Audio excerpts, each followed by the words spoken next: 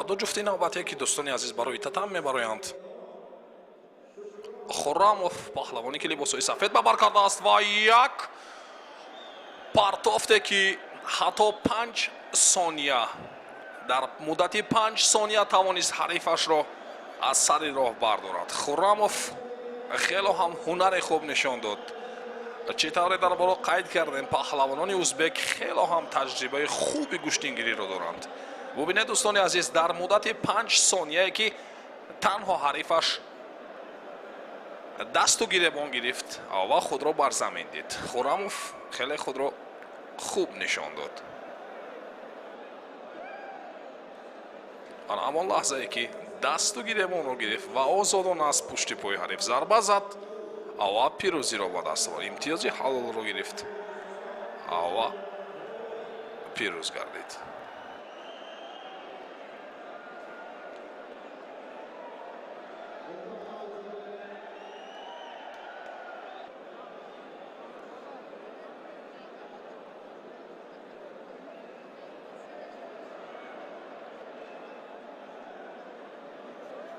дӯстони азиз, ду ҷуфти навбатие ки айни ҳол барои татам мебароянд.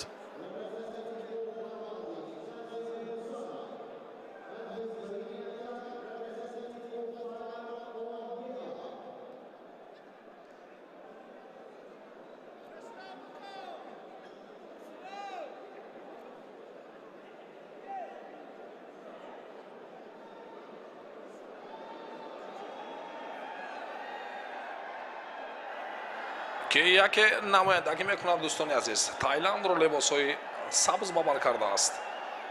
ҳарифи ӯ либосҳои сафед.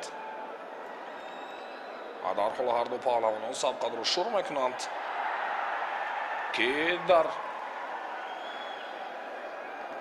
ҳатто 15 сония тавонист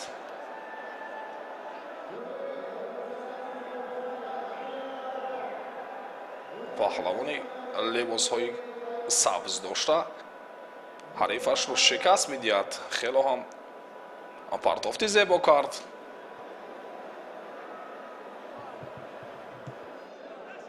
ҳамон ҳолате ки аз пушти пои ҳариф хеле мустаҳкам зарба зад ва пирӯзӣ ба даст овард.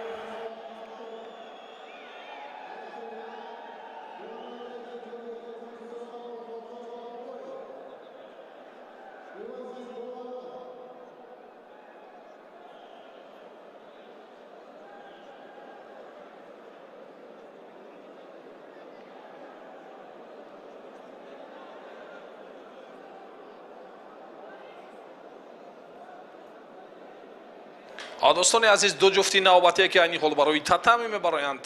бо либосҳои сабз паҳлавони кишвар Бобоҷон Бобоев ва ҳарифи ӯ аз Армения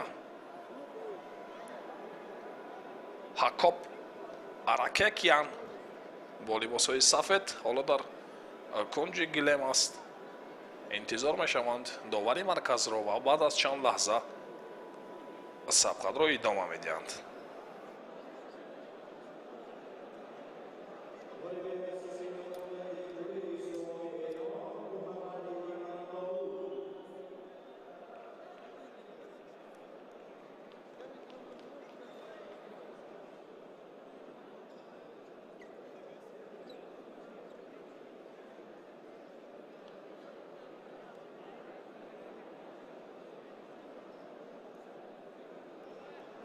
ва инчунин дӯстони азиз, ҳарду паҳлавонон ба рӯи гилеми марказӣ меоянд.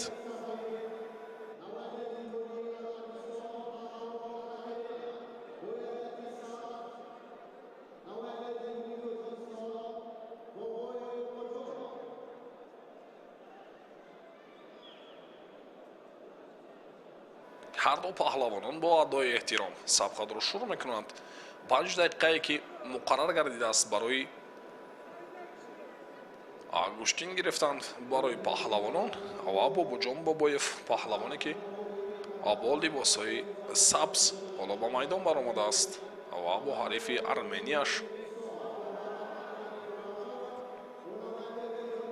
Ҳакоб Аракекян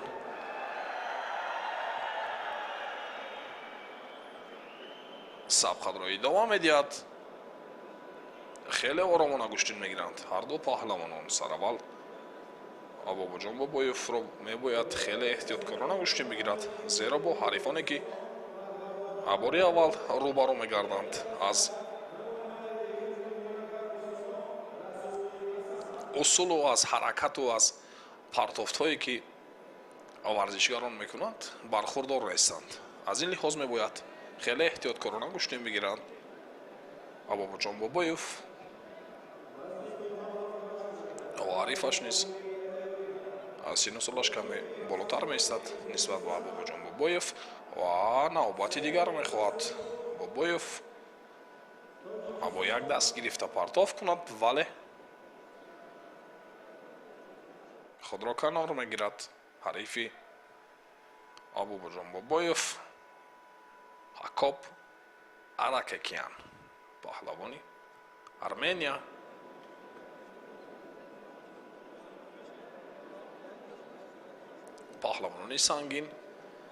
паҳлавонони сангин вазн, суръати гӯштинашон на он қадар бо суръат аст ва бо як суръати пастар гӯштин мегирад. як партофте ки сараввал Бобоҷон Бобоев хост ин партофтро, ин усулро иҷро кунад, вале ҳарифаш ин ҳолатро дар ҳол пайхас кард ва зери ҳамон усулу партофтҳои Бобоҷон Бобоев ҳарифи Арменияш партоф кард ва имтиёзи баданро ба даст овард ва танбеҳи нахустро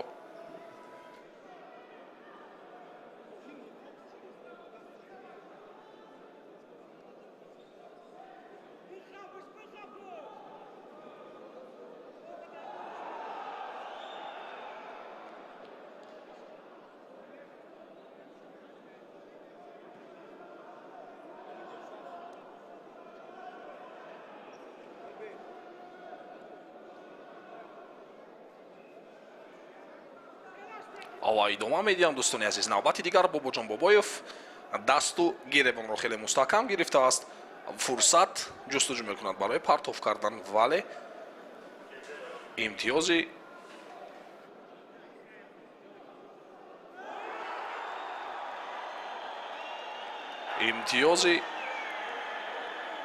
баданро аз даст додааст Бобоев ва аз довари марказ боз як огоҳии дигар нишон додааст барои Бобоҷон Бобоев, паҳлавони мо. навбати дигар хеле бо як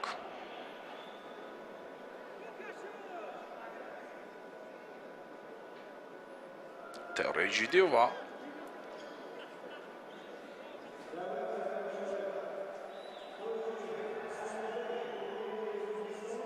ҳаракатҳои хуб гӯштин мегирад Бобоҷон Бобоев.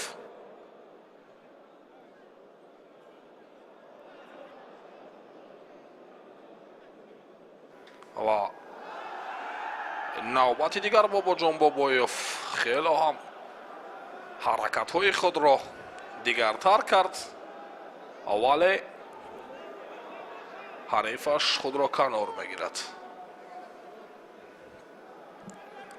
худро канор мегирад. Ҳакоб Аракекян. навбати дигар Бобоҷон фаъолтар мегардад.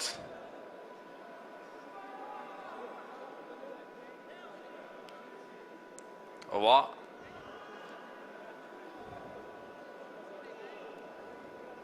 дубора аз ҷой бармехезад паҳлавони Армения ва довари маркази иҷозат барои гӯштин гирифтан ба ҳар ду паҳлавонон медиҳад. дубора дақиқаҳои охири вақти асосӣ, амаги як дақиқаи дигар боқӣ мондааст. Бобоҷон Бобоев бо аз даст додани як имтиёзи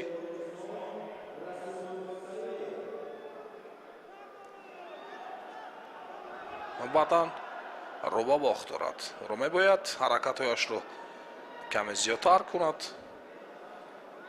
навбати дигар мехоҳад эҷрои усул кунад Бобоҷон Бобоев, вале ба ӯ имкон намедиҳад. ҳарифи Арменияш Ҳакоб ва ӯ имкон намедиҳад. аз майдон берун месозад. аваз гилеми марказӣ берун иҷрои усул мекунад. бобоҷон бобоев ва ин ба инобат гирифта намешавад.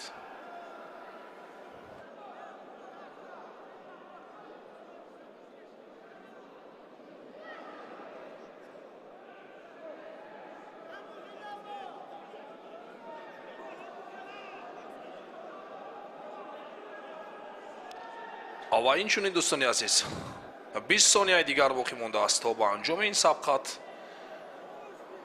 ҳама он нерӯ қуввати иловагие ки бобоҷон бобоев дорад бояд истифода барад,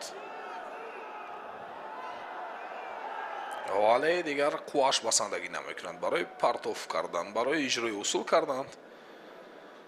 хеле хаста ба назар мерасад. 5 сонияи дигар то ба анҷом.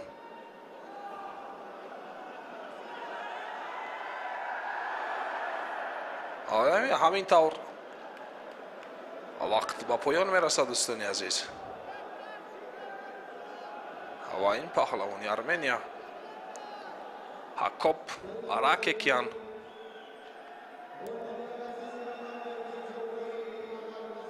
паҳлавони моро шикаст медиҳад.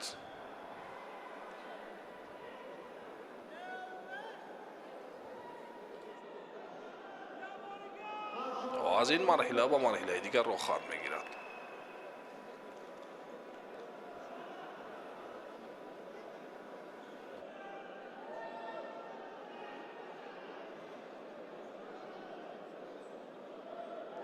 дар ҳамон лаҳзае ки ҳаракат кард, хело ҳам хост иҷрои усул кунад, вале зери усули худ ҳарифаш партов кард ва имтиёз ба даст овард.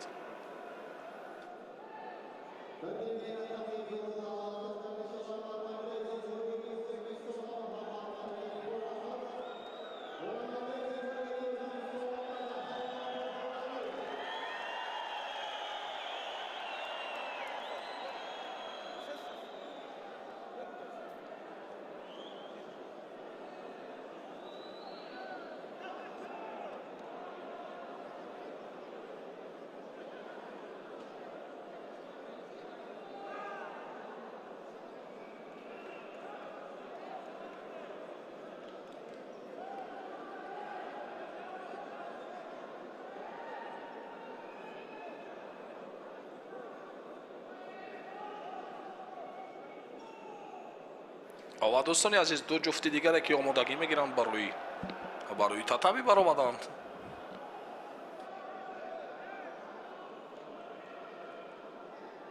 анаме паҳлавоне ки рӯи экранҳои мо шумо аст. муҳаммад карим хуррамов паҳлавони узбек ва бо паҳлавони шинохтаи мо дадахон қурбоналиёв ҳарду паҳлавонон барои гилем мебароянд. хуррамов муҳаммад карим паҳлавоне ки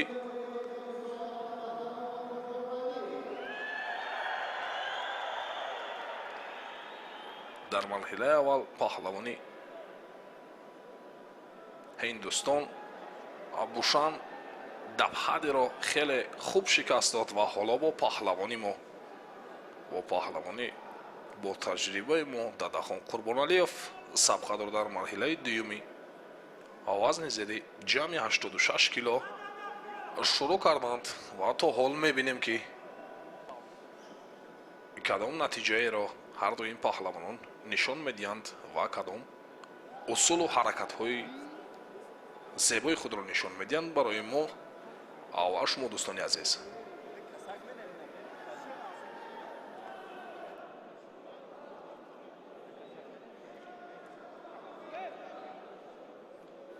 авадовари марказ сабқатро боз медорад ва барои нодуруст гирифтани дасти ҳариф нахуст огоҳиро нишон медиҳад барои паҳлавони узбек муҳаммад карим хуррамов ва дадахон қурбоналиёв паҳлавоне ки солҳои зиёд аст дар ҷумҳурии Тоҷикистон дар мусобиқаҳое ки дар ҷашни байналмилалии Наврӯз дар дилҳо минтақаҳои кишвар баргузор мегардад, ширкат меварзад ва хело ҳам ҳунари хуб дорад. ҳоло мебинем бо ҳарифи узбекаш кадом корро ба сомон мерасонад.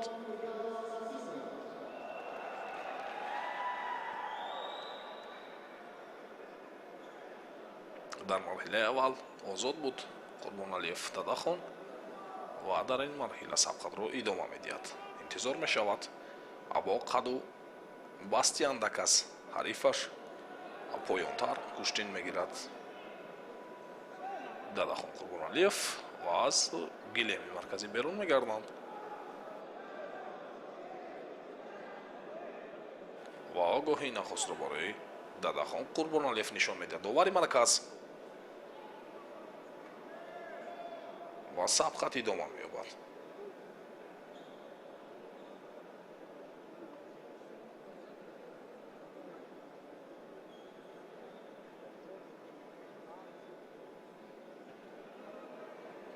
дӯстони азиз ёдовар мешавем ки гузориши мустақим мо аз ҷараёни мусобиқоти куштингирие ки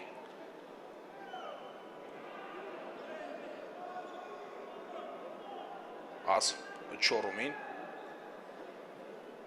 мусобиқоти куштингирие ки барои ба даст овардани ҷоми раиси шаҳри Душанбе муҳтарам Рустам Эмомалӣ баргузор гардида истодааст ва паҳлавонон ҷаҳду талош меварзанд барои ба даст овардани ин мукофоти олие ки пешкаш гардидааст.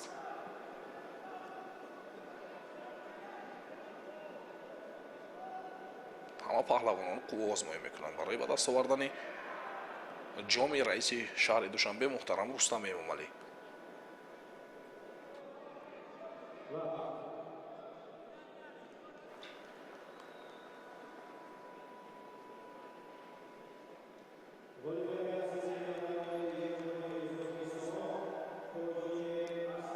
аз 27 давлате ки ташриф оварданд ба ин мусобиқоти байналмилалие ки дар сатҳи баланд гузашта истодааст ва паҳлавонон ҳунари худро нишон медиҳанд. навбати дигар ҳарду паҳлавонон хеле эҳтиёткорона куштин мегиранд. Муҳаммадкарим Хуррамов ва Дадахон Қурбоналиев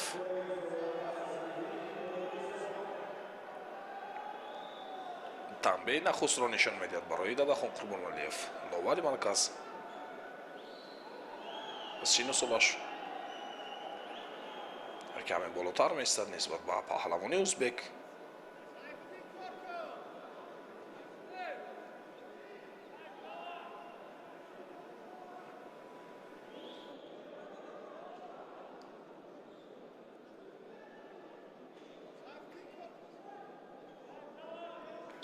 дақиқаҳои вақти асоси пушти сар мешаванд ва Дадахон Қурбоналиев бо гирифтани бо муҷозот гардидани як огоҳӣ ба як танбе куштин мегирад ва ҳарифаш бо гирифтани як огоҳӣ муҷозот гардидааст. мебояд ҳарду усул иҷро кунанд, партов кунанд ва натиҷа ба даст биёранд.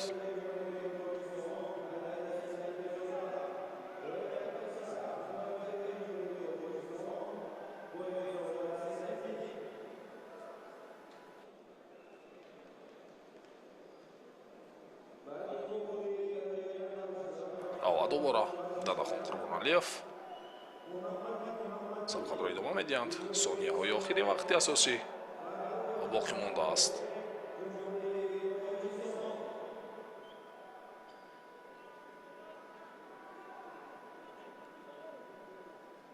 Хуррамов низ пайхаст намудааст ки қуввааш басандагӣ намекунад барои иҷрои усул кардан ё ин ки барои партов кардан ва пеш гирифтааст. ҳолати дар росто кор карданро وعدد اخون قربان علیف نیز فاولتر میگردد. همه هواداران و مخلصان گوشتین ملی گوشتینگیری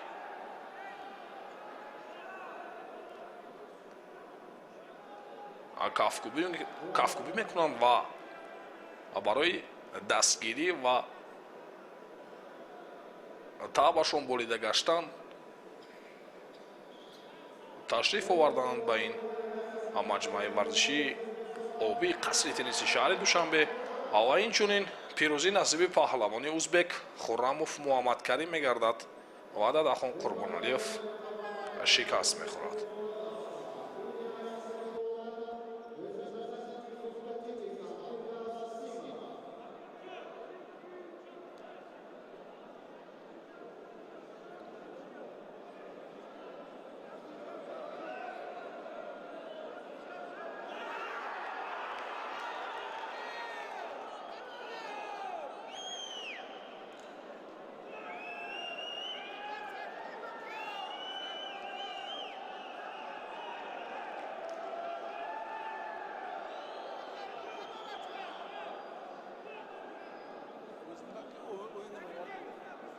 دو پهلوانی دیگر دو ورزشگر دیگری که این دوستان عزیز برای تاتان میبرند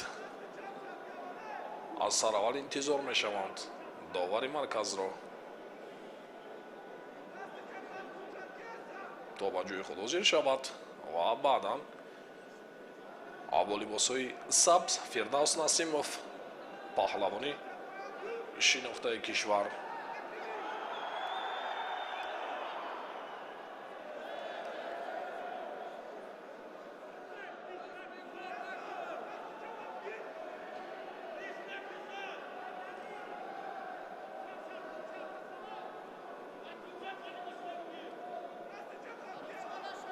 با حریفش از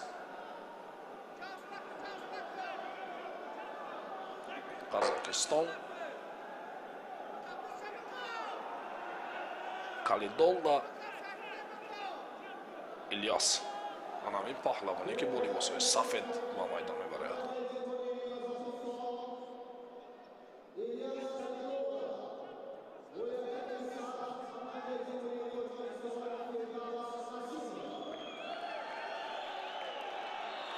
فردوس نسیموف پهلوانی کشور با پهلوانی قزاقستان الیاس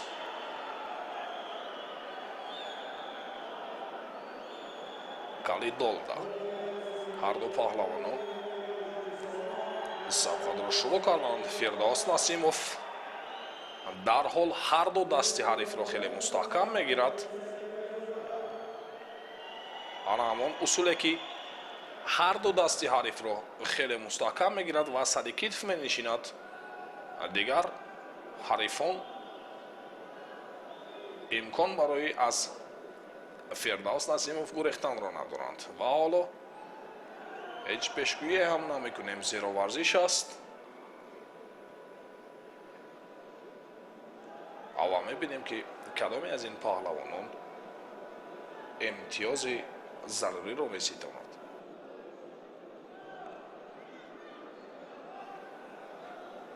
احتیاطکارانه گوشتین میگیرند. دست و گریبان گرفتند هر دو پهلوانان.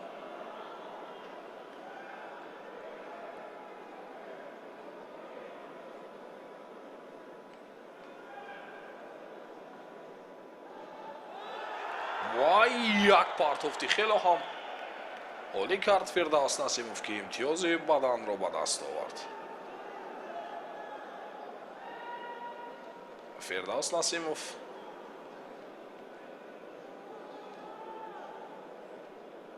چهرهایی که به مثل داداخان قربانعلیوف سالهای زیاد است در جمهوری تاجیکستان میدانداری میکند در اکثر مسابقات ها و اینچنین جشن های نوروزی که با خاطر عید بین المللی جشن نوروز مسابقات ها برگزار میگردند و شرکت مینماید. نوبت دیگر میخواهد имкон пайдо кунад барои партов карданд ва даст раҳо мегардад. дубора аз ҷой бармехезанд ва сабқадро идома медиҳанд.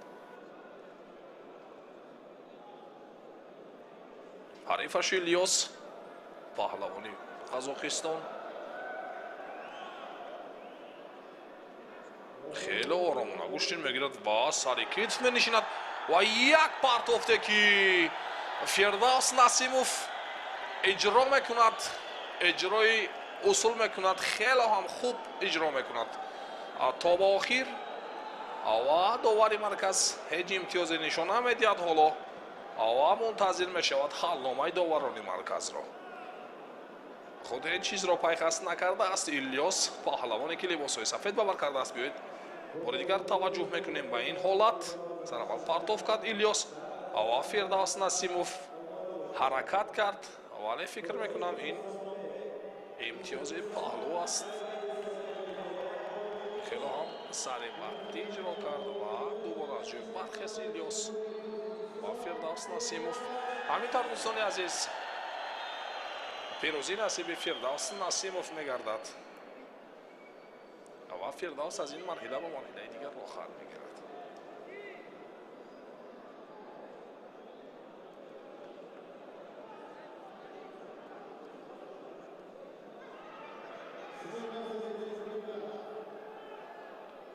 ана ҳамон намудҳои такрорӣ ё ин ки намудҳои сӯзкардашудае ки Фирдавс Насимов тавонист ҳарифи қазоқашро бо усулу партофти хело ҳам зебову саривақтӣ шикаст бидиҳад.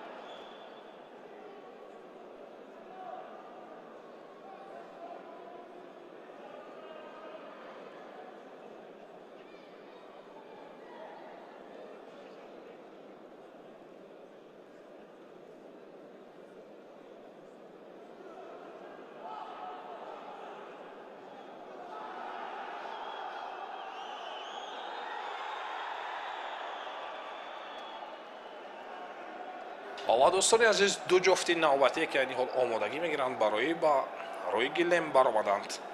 Зиёбеков Рашид, паҳлавоне ки намояндагӣ мекунад кишвари моро, ва арифаш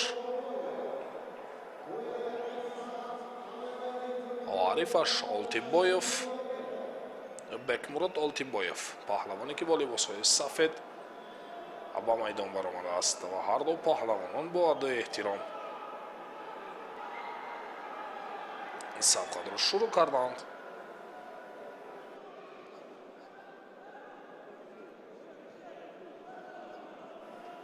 Бекмурод Олтибоев, паҳлавоне ки намояндагӣ мекунад ҷумҳурии Ӯзбекистонро, хело ҳам паҳлавони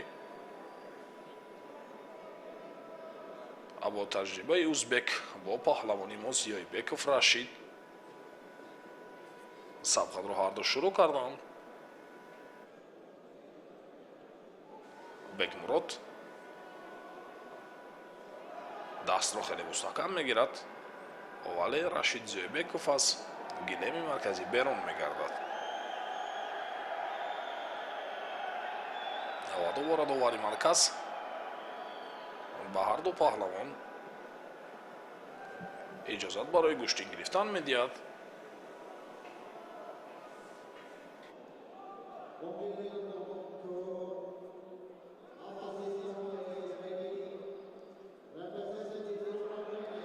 ва як партофти дигарро мехоҳад ба анҷом расонад Олтибоев Бекмурод, паҳлавони ӯзбек, вале ба ӯ имкон намедиҳад. паҳлавоне ки либосҳои сабз бавар кардааст Рашид Зиёбеков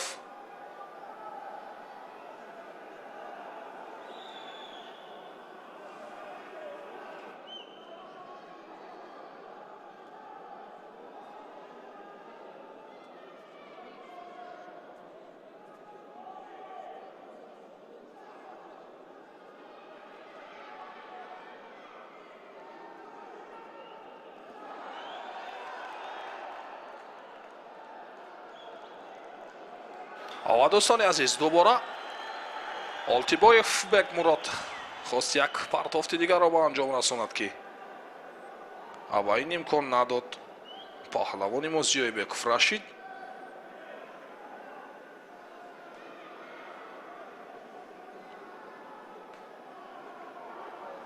вай имтиёзи абаданро бо гирифтани як имтиёзи бадан Зиёибеков пешсаф мебошад ва ҳарифаш Олтибоев Бекмурод.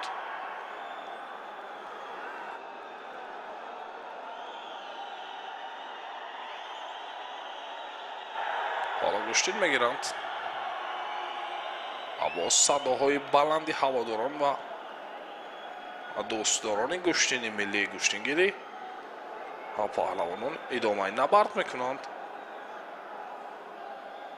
Зиёибеков фурсат ҷустуҷӯ мекунад барои партоф кардан, вале фикр мекунам қуввааш басандагӣ намекунад, барое ки паҳлавони узбек низ хело ҳам таҷрибаи хуб чӣ тавре қайд кардани хуби гӯштингириро дорад.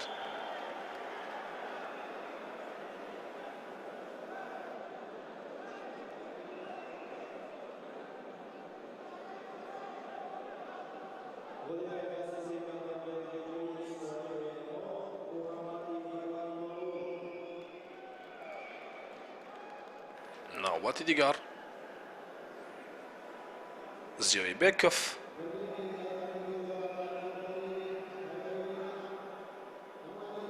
Олтибоев аз пушти пои ҳариф зарба мезанад ва инчунин имтиёзи зарурии ҳалолро ба даст меорад. Олтибоев интизор шуд, фурсат ҷустуҷӯ кард ва имтиёзи ҳалолро ба даст овард ва пирӯзӣ насиби Олтибоев Бекмурод мегардад.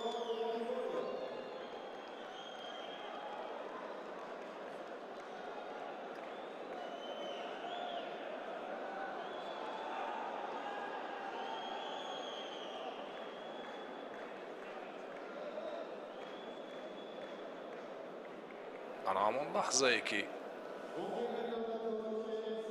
Олтибоев аз пушти пои ҳариф зарба зад ва имтиёзи зарурии ҳалолро ба даст овард.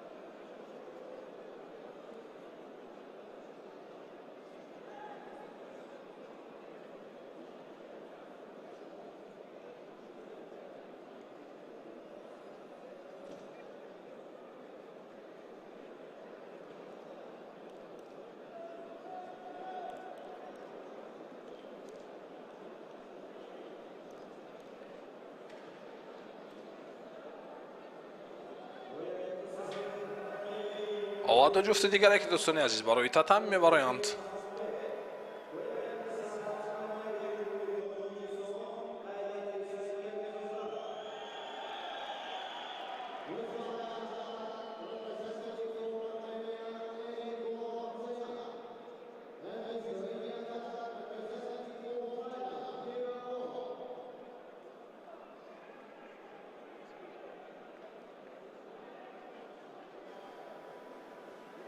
паҳлавоне ки либосҳои сафед бовар кардааст намояндагӣ мекунад Арменияро Ҳамзоян Эркгор. паҳлавоне ки бо либосҳои сафед аст ва ҳарифаш намояндагӣ мекунад бо либосҳои сабз, намояндагӣ мекунад Таиландро Яон.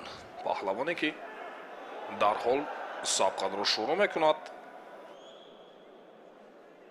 дар марҳилаи аввал ҳарифашро хеле ҳам мустаҳкам дошт ва бо усули хеле ҳам зебо шикаст дод ва дар ин марҳила бо паҳлавони Армения Эркгор сабқатро шурӯъ кард ки як партоф кард паҳлавони Армения ва ин ҳам имтиёзи баданро ба даст овард. ва дубора довари марказ иҷозат медиҳад барои ҳарду куштин гирифтан.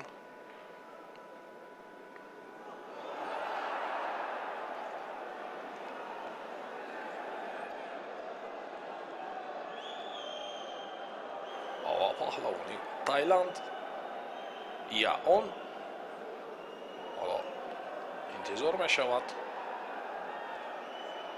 барои партов кардан. хеле ҳолати муносиб дасту камари ҳарифро мустаҳкам гирифтааст ва як ҳолати хеле ҳам хатарнок буд барои паҳлавони Тайланд. ҳарду даст ба камари якдигар заданд. паҳлавони Армения Эрик Гор дар марҳилаи аввал озод буд ва як партофти дигар ба анҷом расонид ки ин ҳам имтиёзи паҳлуро ба мо овард.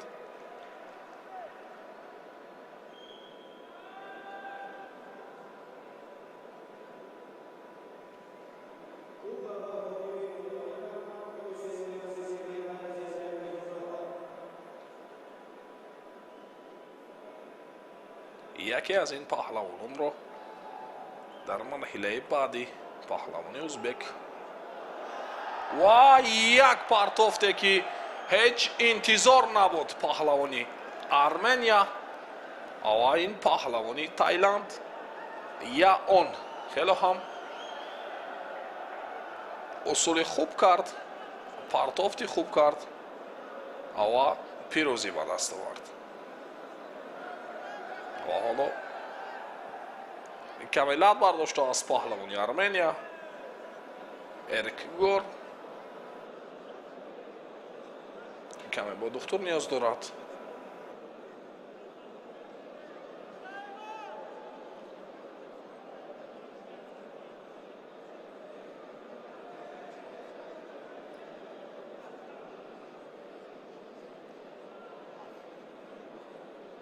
ҳамон лаҳзае ки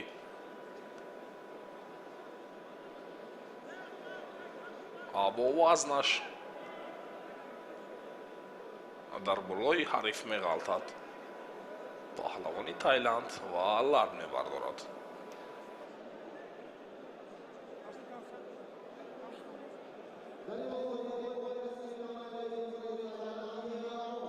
ва инчунин пирӯзӣ насиби паҳлавони яктаги сабз дошта Яон мегардад.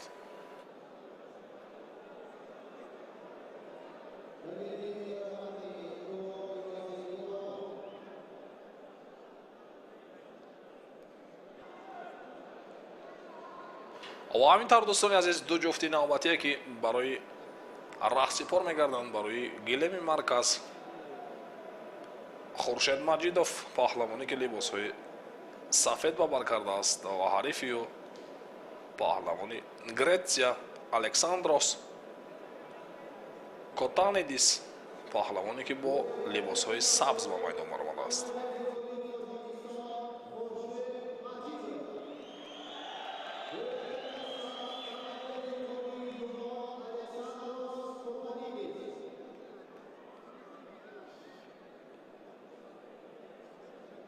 ки ҳарду паҳлавонон бо адои эҳтиром сабқатро шурӯъ карданд. Хуршед Маҷидов дарҳол ба ҳуҷум мегузарад ва дарҳол сари китф менишинад ва ҳамин тавр як партофти хеле ҳам зебову саривақтиву ҷолиб нишон медиҳад, вале довари марказ дар ин ҷо ишора барои он мекунад ки ин ба ҳеҷ имтиёзе шабоҳат надошт. хеле ҳам ҳунари хуб нишон дода истодааст Хуршед Маҷидов. ҳарифаш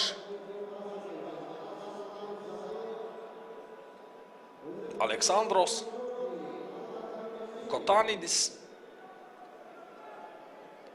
каме вазнаш поёнтар аст нисбат ба Хуршед Маҷидов. навбати дигар Маҷидов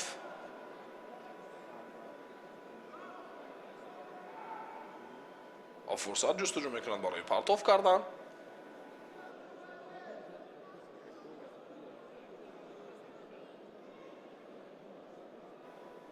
як партофти хеле хуб нишон дод ва дар ҳоли дубора эҷро кардани чунин усулҳо, чунин партофтҳо Хуршед Маҷидовро як қадам бар сӯи пирӯзӣ мебарад. навбати дигар ҳарду паҳлавонон камари якдигарро хеле мустаҳкам гирифтанд ва мехоҳад иҷрои усул кунад паҳлавони як таги сабз дошта Александрос, вале ба ӯ имкон намедиҳад. Маҷидов Хуршед Маҷидов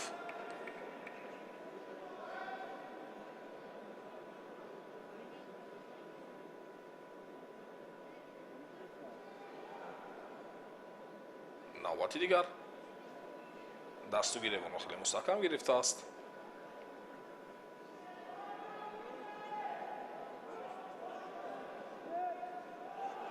ва дубора партоф мекунад ва довари марказ баъд аз амри довари марказ ҳеҷ имтиёзе қабул намегардад.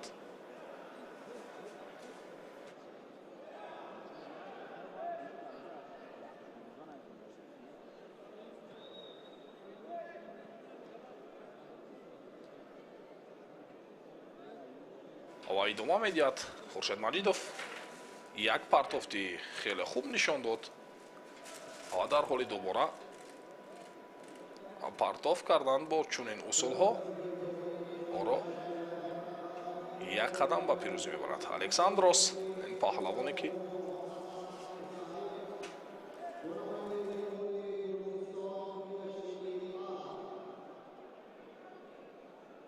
навбати дигар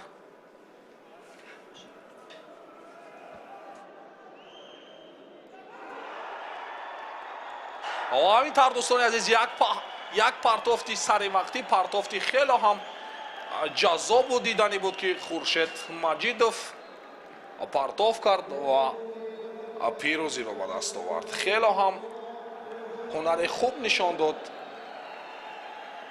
дар марҳилаи аввал озод буд ва дар марҳилаи дуюм паҳлавони як таги сабз дошта Александрос Катанидисро шикаст дод. ҳоло дӯстони азиз дубора таваҷҷӯҳ мекунем ба ин ҳолат. хеле ҳам дасти ҳарифро мустаҳкам гирифт ва партофте ки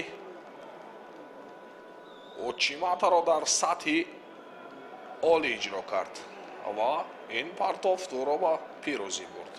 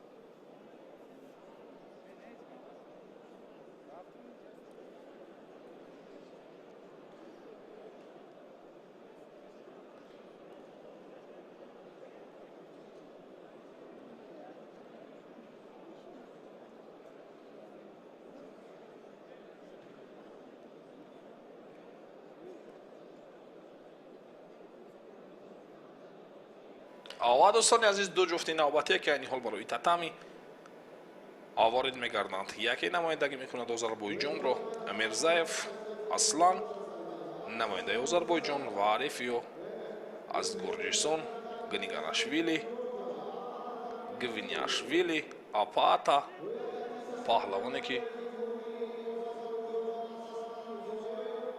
либосҳои сабз бабар кардааст, намояндагӣ мекунад Гурҷистонро ва ҳарифаш бо либосҳои сафед намояндагӣ мекунад Озарбойҷонро Аслан Мирзаев, ки ҳар ду паҳлавонон дар марҳилаи аввалӣ вазни ҷамъи 86 кило озод буданд ва дар ин марҳила сабқадро шурӯъ карданд.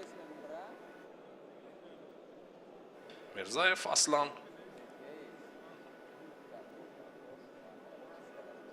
дарҳол ба ҳуҷум мегузарад.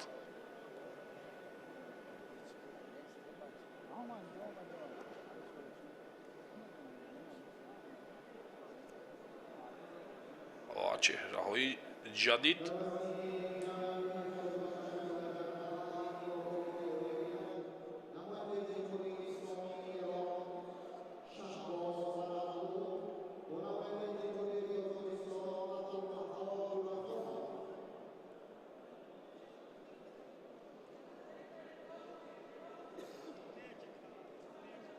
навбати дигар Гвиняшвили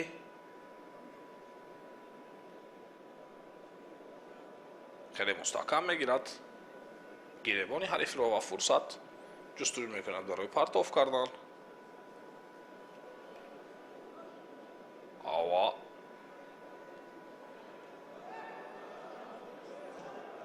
Аслан Мирзаев низ фаъолтар мегардад.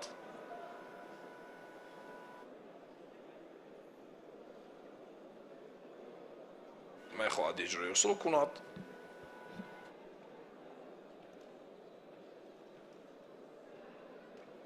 вале Гвиняшвили апаата ин паҳлавони гурҷӣ ба ӯ имкон намедиҳад. навбати дигар хелоҳон фурсати муносиб барои партов кардан ва аз дохили пои ҳариф Мирзаев Аслан дубора хост зарба бизанад.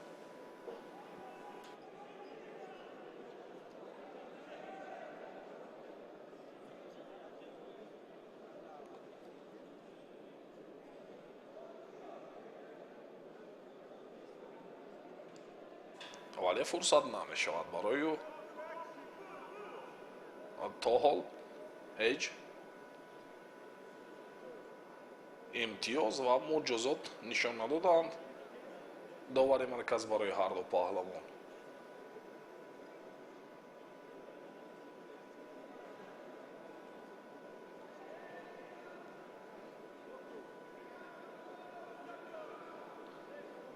ва каме интизор мешавад.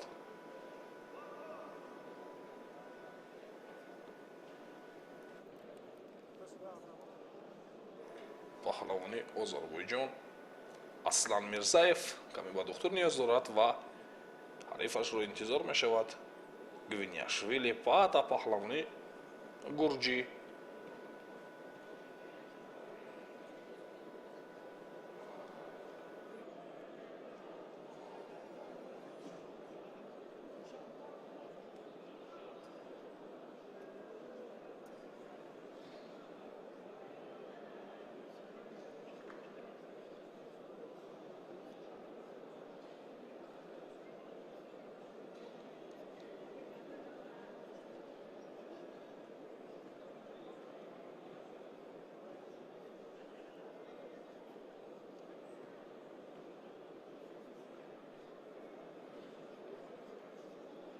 Гвиняшвили паата ҳатто ба ҳоло ҳеҷ натиҷае нишон надоданд.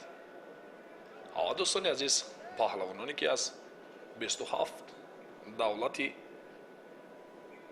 дунё ба ин кишвари азизи мо Тоҷикистони азиз барои ин мусобиқот барои ба даст овардани ҷоми раиси шаҳри Душанбе муҳтарам Рустами Эмомалӣ ташриф оварданд. аз як тараф мақсади асосияшон ба даст овардани ин ҷом бошад, аз тарафи дигар риштаи дӯстӣ аммо бо ин паҳлавононе ки аз дигар давлатҳо ташриф оварданд мустаҳкамтар мегардад.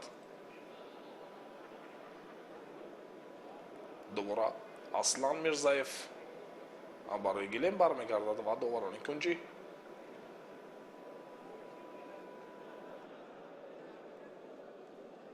ва довари марказ ҳалломаи худро мебароранд ва баъд аз чанд лаҳза сабқатро идома медиҳанд.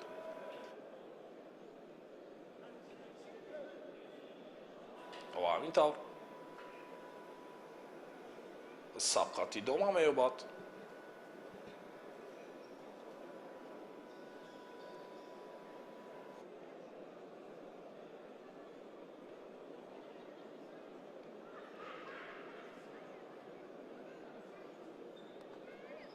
Аслан Мирзаев мехоҳад сари китф менишинад.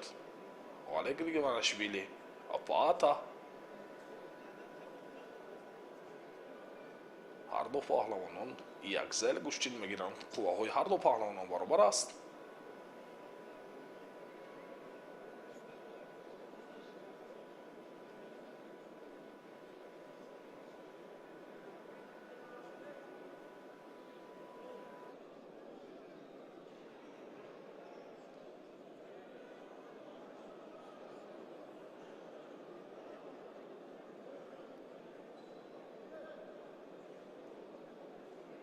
ва огоҳии нахустро довари марказ барои Мирзаев Аслан нишон медиҳад барои камфаъолӣ барои гӯшти нагирифтанаш. ва то ба анҷоми ин сабқат ҳамагӣ 1 дақиқаи дигар боқӣ мондааст. ва паҳлавонон хеле бо суръати паст гӯштин мегиранд. лоақал иҷрои усул партофт намекунанд.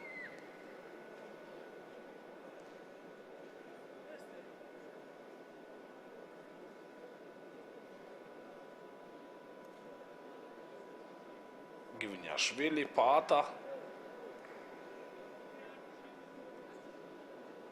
каме хаста ба назар мерасад. ва дубора ҳарду аз ҷой бармехезанд.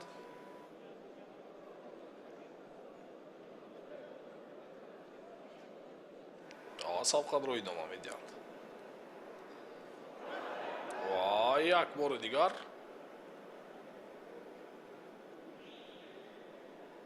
иҷрои усул мекунад Гвиняшвили Паата ва имтиёзи баданро ба даст меорад. 30 сонияи дигар то ба анҷоми ин сабқат Мирзаев Асланро мебояд ҳаракатҳояшро дигар созад, қувваву нерӯи иловагии худро истифода барад, то ин ки ин имтиёзи бадане ки аз ӯ ҳарифаш Гвиняшвили ситонидааст, онро ҷуброн созад. ва ҳамин тавр 3-2-1 вақт ба поён мерасад ва пирӯзӣ насиби паҳлавони гурҷи Гвиняшвили Паата мегардад.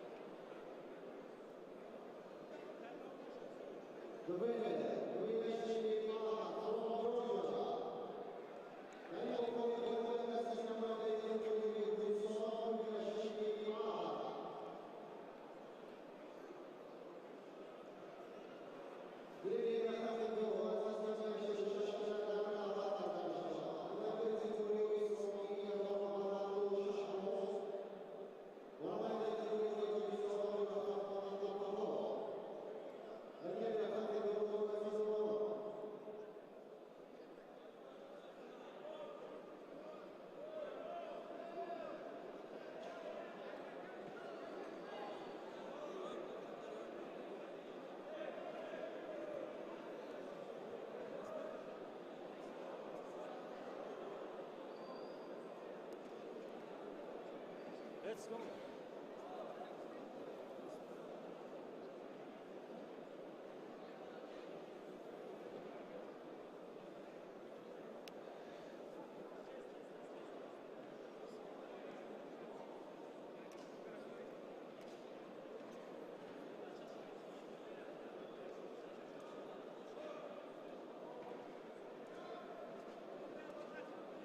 دوستان عزیز دو جفت نوبتی که آمادگی میگیرند برای گلیم مرکزی برآمدند.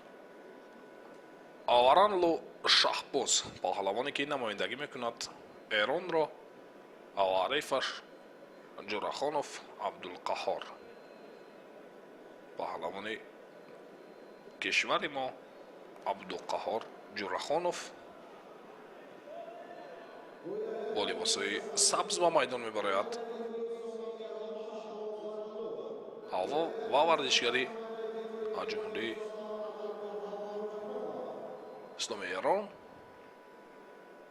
анами паҳлавоне ки либосҳои сафед бовар кардааст шаҳбоз аваранло. дар марҳилаи аввал ҳарду паҳлавон нозод буданд ва дар ин марҳила дар марҳилаи дуюмӣ вазни ҷамъи 86 кило забқадро шурӯъ карданд.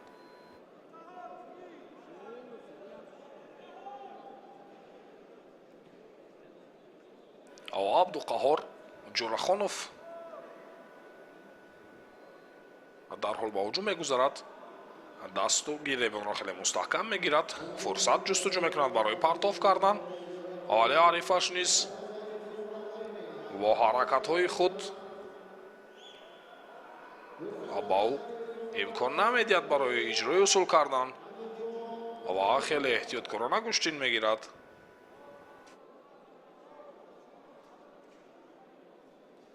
шаҳбоз аваранду паҳлавонони эрон дар ин мусобиқот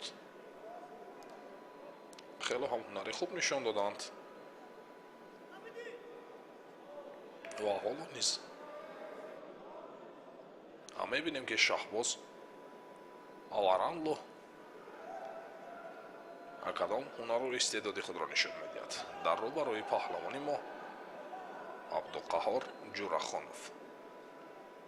гаштаю баргашта ҳарду дасту гиребон мекананд ва ҷурахонов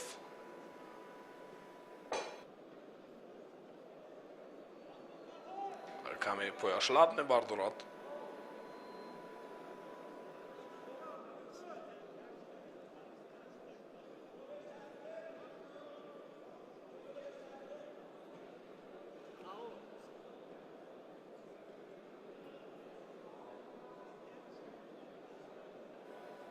ҳарифаш шаҳбоз интизор мешавад бозпас гаштани абдулқаҳҳор ҷурахоновро.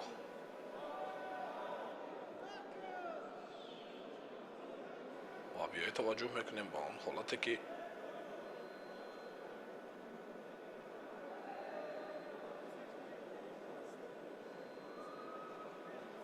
ҷурахонов абдулқаҳҳор пояш лад бардошт.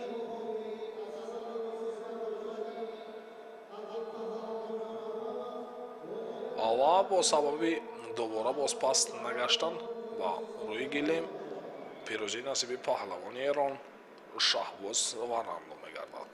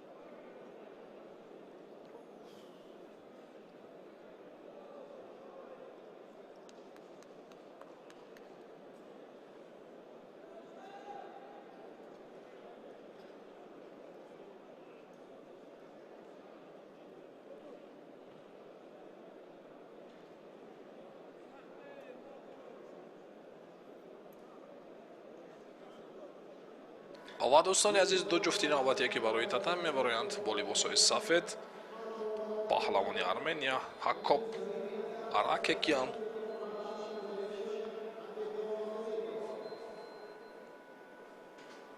آن همین پهلوانی که لباسهای سفید باور کرده است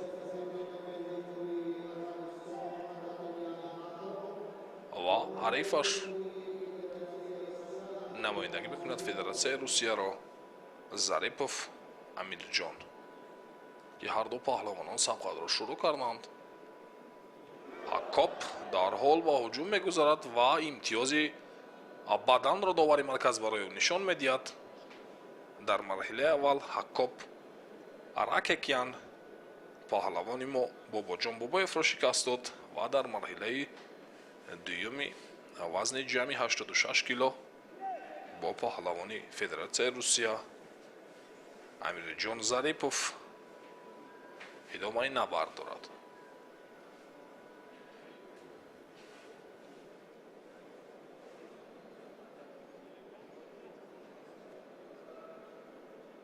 ва навбати дигар ҳаккоп ракекян каме вазнаш болотар меистад нисбат ба ҳарифаш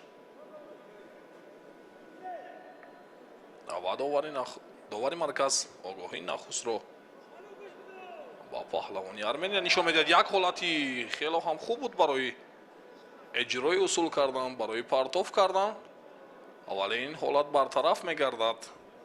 зарипов ин ҳолатро пайхас кард ва худро канор гирифт.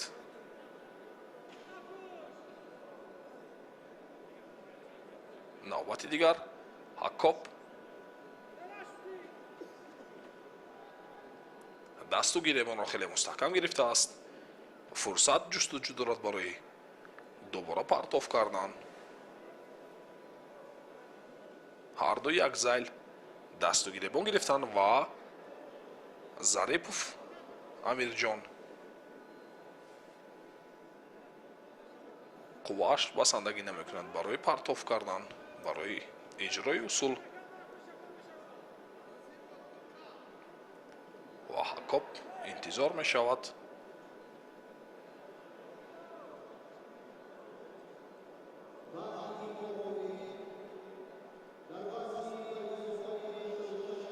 каме хастаам ба назар мерасад паҳлавони армения.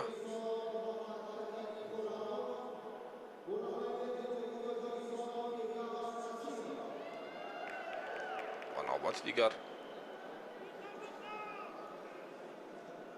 ҳаккоп дубора аз пушти пои ҳариф зарба мезанад ва имтиёзи паҳлӯро ба даст меорад. дар 2 дақиқаи вақти асосӣ тавонист имтиёзи паҳлӯро аз ҳарифи русаш ситонад.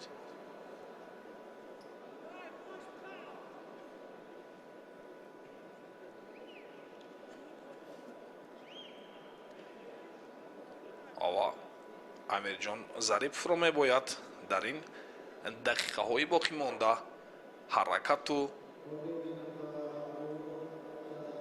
суръати куштинашро дигартар созад, зеро дар ҳоли бо ин суръат куштин гирифтан фикр мекунам барои ба даст овардани пирӯзӣ хело ҳам мушкил аст. ва навбати дигар партов мекунад паҳлавони армения ҳаккоп ракекян.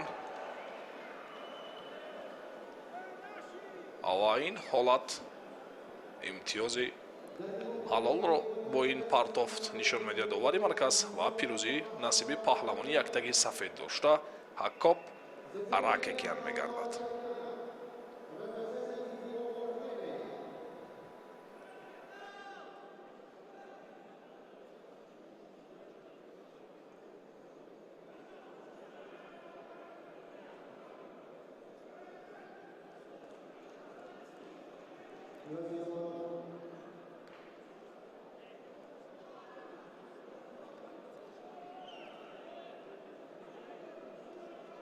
ва дӯстони азиз, дар ин ҷо ҳамкорам каримхон бегматов идомаи ин набардҳоро бароятон шарҳ хоҳад дод.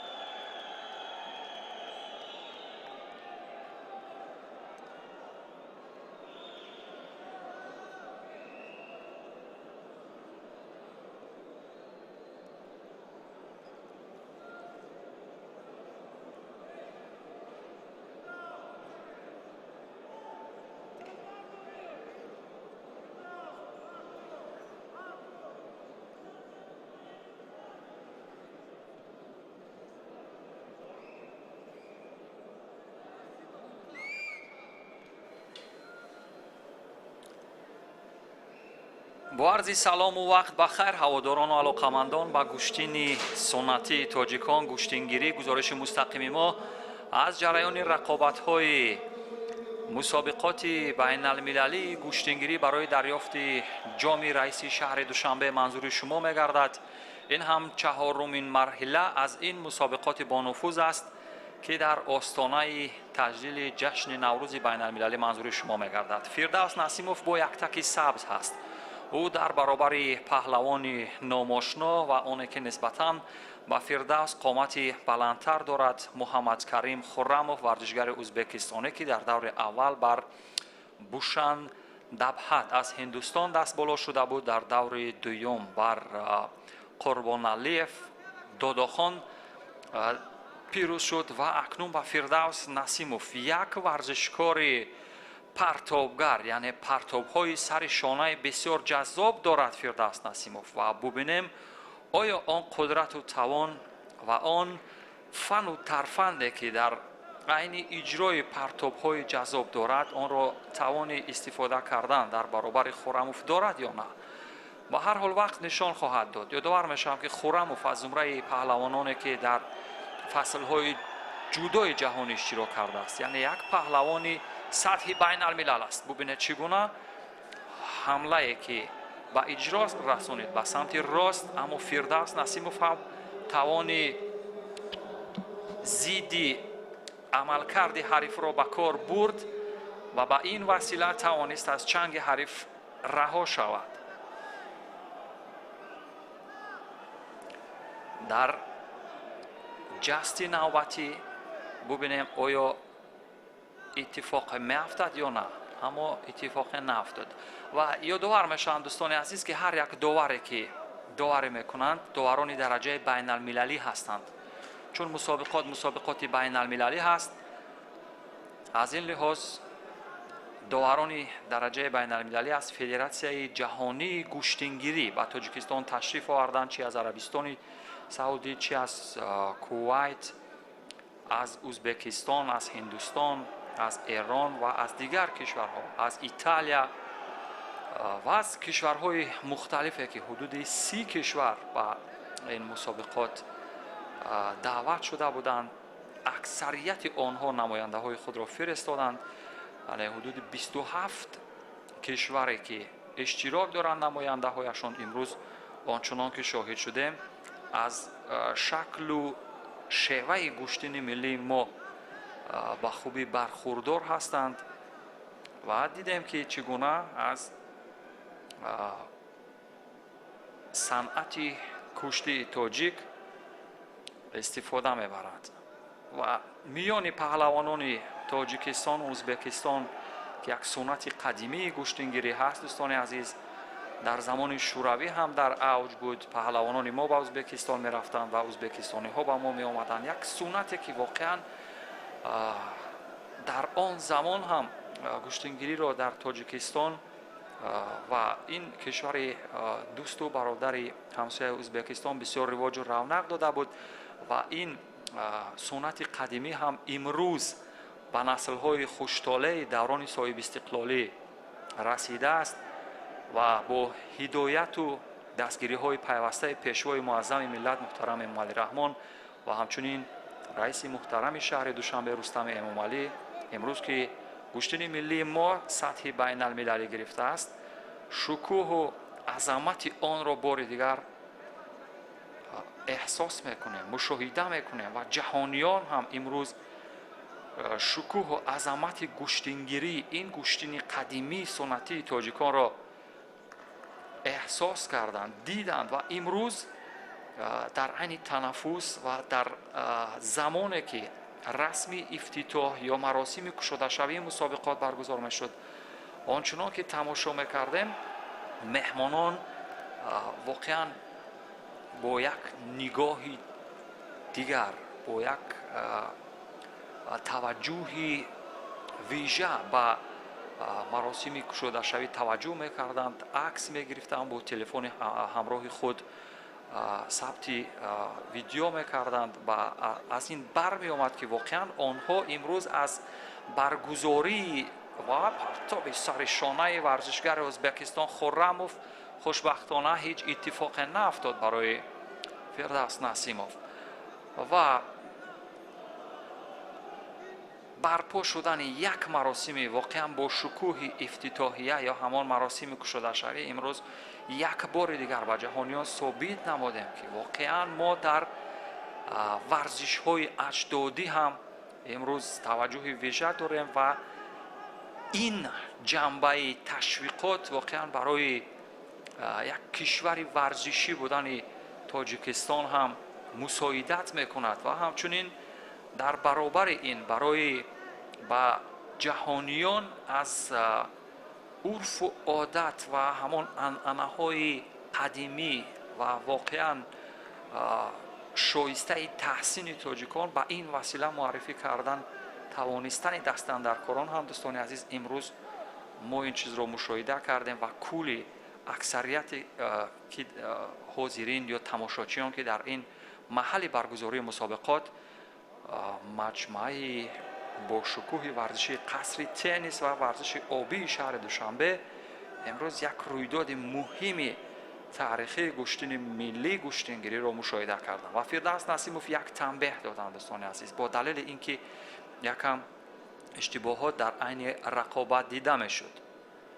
اما فردوس نسیموف در رقابت گذشته بسیار کار شایسته را به شما رسانید. همان پرتاب جذاب و دیدنی سر شانه را به اجرا رسانید و اتفاق مهمی که افتاد در همین مسابقات برایش همان بود و اکنون ببینیم چی اتفاق دیگری در پی هست در این رقابت ها دوستان عزیز، چون در وزنهای دیگر هم غالبان آنهایی که تا به مرحله نهایی رسیدند علاقه مشخص شدند دوستان عزیز.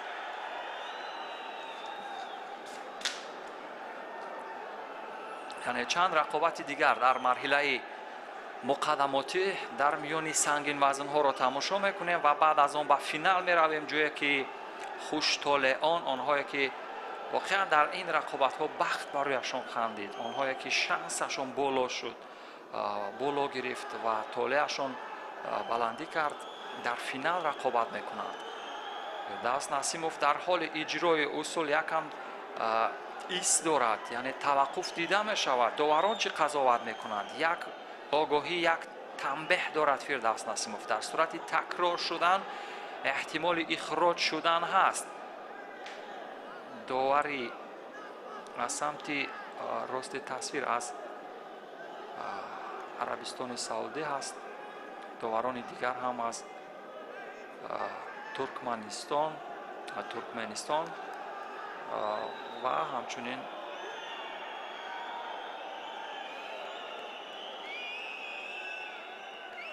از جمهوری اسلامی ایران، داوران درجه بین المللی. و آگاهی سیوم این تنبیه دوم شود دوستان عزیز، طبق قاعده های گشتن ملی گشتنگیری و با همین دلیل، یعنی دو تنبیه این اخراج شدن است. در وقت معمولی فردوس نسیموف بازنده شد، متاسفانه اون نتوانست به مرحله نیمه نهایی برود و محمد کریم خرموف، این چهره که روی تصویر از نزدیکتر مشاهده میکنیم، به مرحله نیمه نهایی رقابت ها رفت و غالب جفتی بعدی که میان آلتیبایف بکمراد و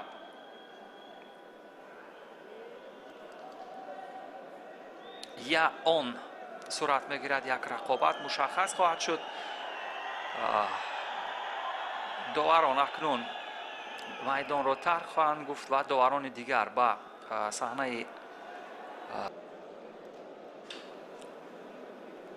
با یک تکی سفید ورزشگر از ازبکستان با یک تکی سبز از تایلند. این چهره که معرفی شد آلتیبایف بکمراد از سمت چپ تصویر هست و همچنین آن یا از تایلند از سمت راست تصویر با یک تکی سبز هست.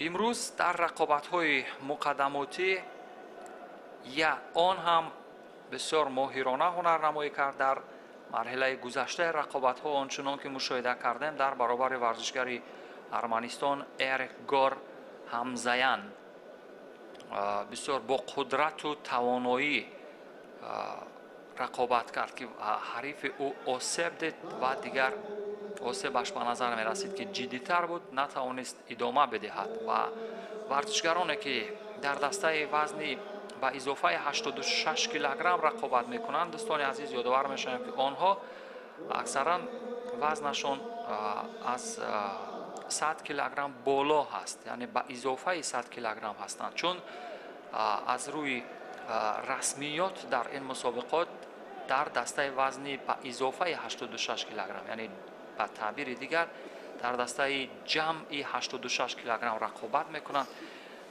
аммо дар асл вазнашон ба изофаи 86 килограмм аст, яъне болотар аз 86 килограмм ки метавонад то 120 килограмм 130 килограмм варзишгарон вазнашон бирасад. аз он ҷумла ҳамин варзишгари Тайланд Бекмуродов ҳам як Олтибоев Бекмурод ҳам партоби сари шона ба самти чап бенатиҷа буд. ёдовар мешавам ки дар рақобатҳои байналмилалӣ ҷудо Олтибоев бештар дурахшидааст, барандаи чанд марҳила аз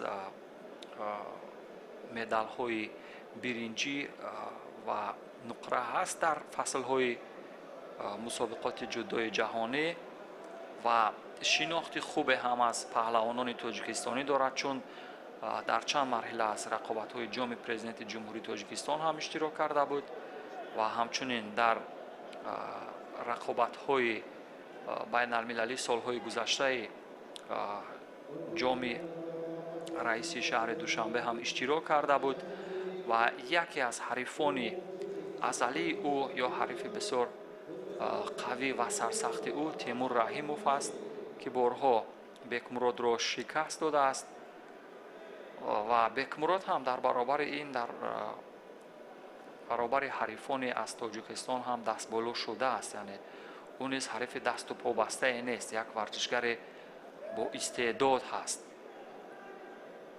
ва имрӯз ки миёни сангинвазнҳо дар тими миллии ҳам кураш ҳам ҷудои Ӯзбекистон варзишгарон хеле зиёд ҳастанд. аз ин рӯ дар ҷудои Ӯзбекистон Бекмуродро намебинем, ба ҷои Бекмурод Алишер Юсупов, як тан аз варзишгарони моҳир ҳунарнамоӣ мекунад ки ӯ ҳам дар грандслами Тошканд ончунон ки тамошо карда будем ва ҳаводорон медонанд, ҳамон Саито Татсурои ҷопонӣ, яке аз воқеан муддаиёни сарсахти сангинвазн ки ҳудуди 145 килограмм вазн дорад, ӯро мағлуб карду медали тилло гирифт ва ӯ ҳам акнун шояд миёни сангинвазнҳо ҷойгузин бошад барои Бекмурод.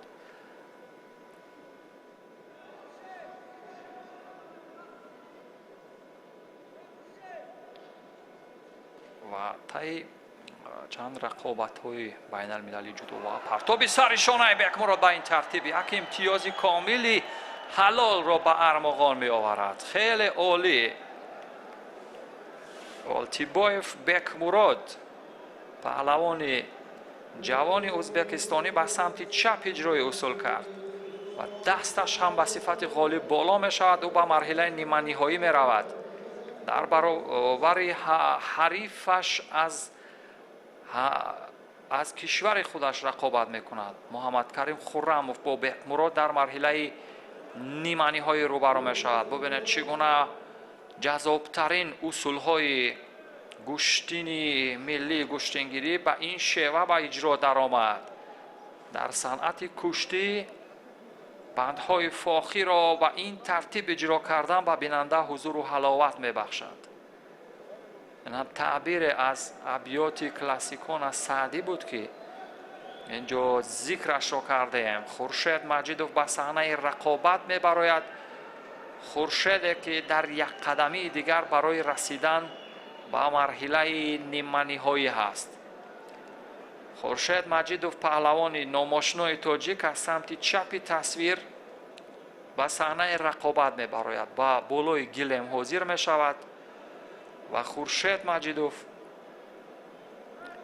оне ки дар корномааш дар мусобиқоти ҷаҳонӣ қитъавӣ ва ҳамчунин аврупоӣ ҳам борҳо дурахшидааст. миёни наврасону ҷавонон истеъдодаш бештар дурахшидааст.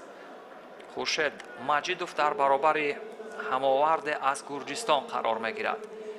ин ҳам хуршед маҷидов рӯи тасвири наздик паҳлавони номошнои тоҷик ва паҳлавони гурҷистонӣ бошад.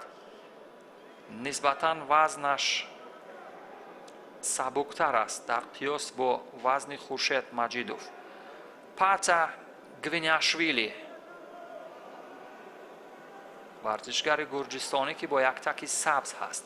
хуршед маҷидов дар рақобати гузашта ончунон ки дидем дар баробари ҳарифе аз юнон александрос котандис бисёр партоби хуберо ба иҷро дароварда буд. аммо гурҷистониҳо дар кори худ бисёр мумтоз ҳастанд, моҳир ҳастанд. дар паҳлавонӣ воқеан устод ҳастанд дар бисёр бахш аз гӯштинҳо. аз ин рӯ дар баробари гурҷиҳо ҳам бояд ҳушёру зирак буд. дар айни ба онҳо дасту панҷа нарм кардан, қапидан. бубинед чӣ гуна аз чанголи хуршед роҳи фирор меҷӯяд, дар ҳоле ки ба самти чап аз қисмати пушт хуршед мехоҳад ки як панҷа занад, вале варзишгари гурҷистон намегузорад, роҳи фирорро меҷӯяд. ин эҳсоси хатар кардан ҳаст, эҳсосе ки варзишгари гурҷистон мекунад. аммо хуршед билохира мавқеият меёбад, фурсатро меёбад. як маротиба бо ҷуфти зону болои гилем зад ё бо зону нишаст. ба ин тартиб партобро иҷро мекунад хуршед.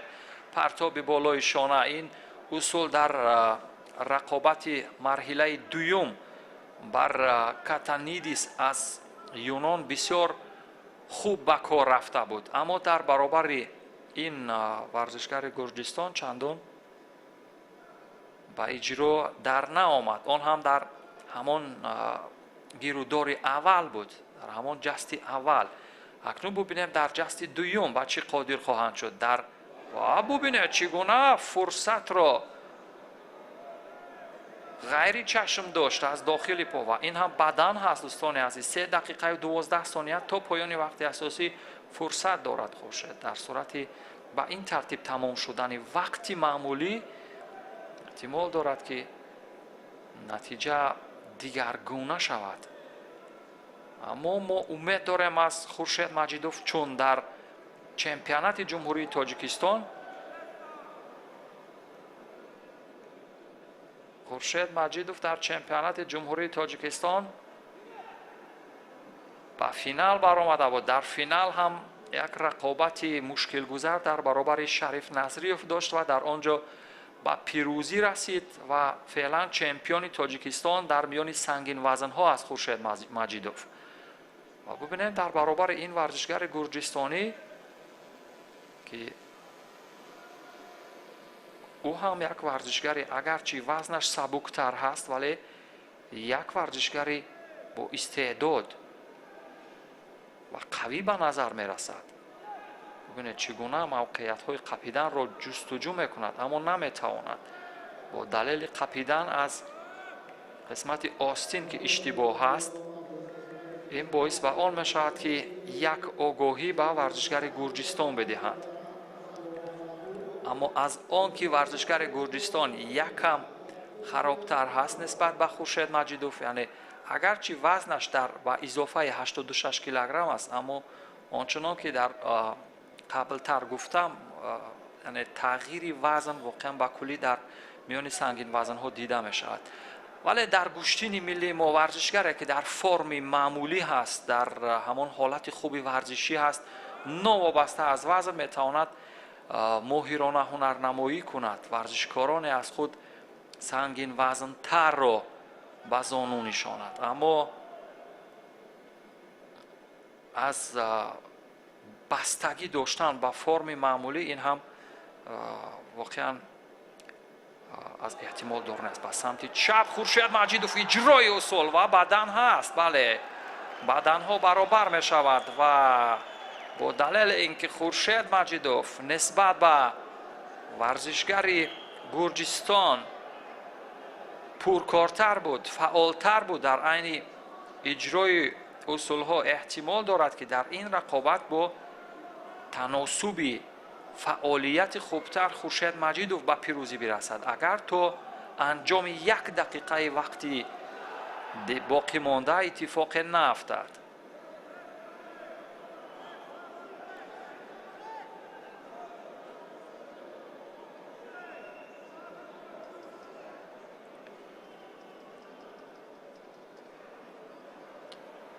گوینیاشویلی پاتا در برابر خورشید مجیدوف دقیقه آخری وقتی اساسی فرصت‌های بسیار با ارزش برای هر دو ورزشکار، هر دو پهلوان از مربع خارج می شود. خورشید یا همون چارکنجه زرد آگاهی اول نتیجه برابر می شود. احتمال دارد 3 دقیقه وقتی اضافه رو ببینه. پرتاب بالای شانه، پرتاب دوست داشته خورشید مجیدوف به سمت چپ اجرا میکند همون اصول مورد نظرش رو، اما در بسیار حالت ها این اتفاق نمی افتد یا همون اصولی که میخواهد اجرا کند ورزشکار آن را به همون طبع دلش، به همون خواست خودش نمیتواند اجرا کند. و یک مراتبه دیگر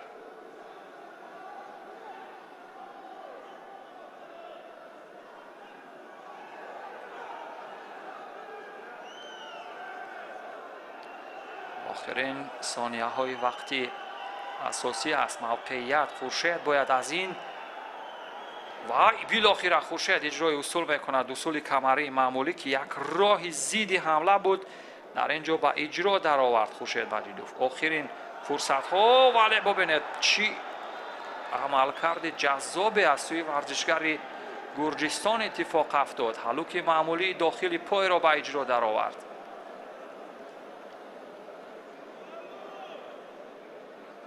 داوران میگویند که حلال است این.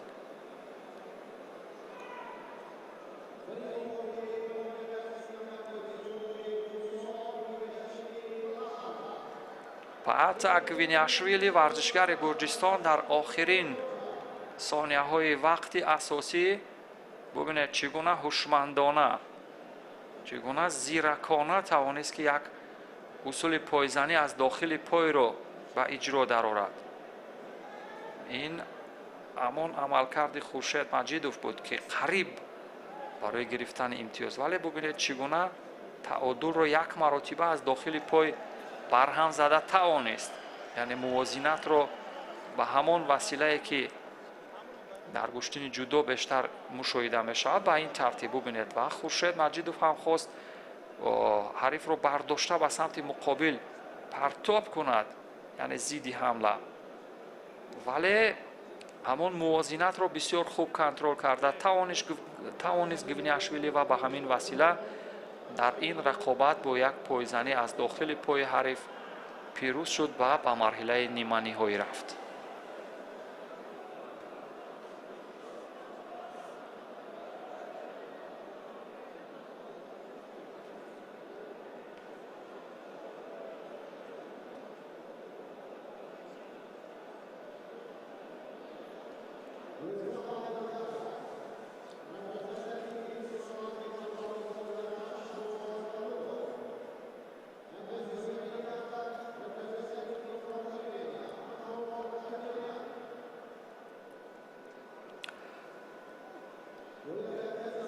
اکنون دوستان عزیز ورزشگر آذربایجان اصلان میرزویف با لباس‌های سفید است. او در برابر ورزشگر گرجستان معذرت در برابر ورزشگر تاجیکستان است. جورخانوف عبدالقهار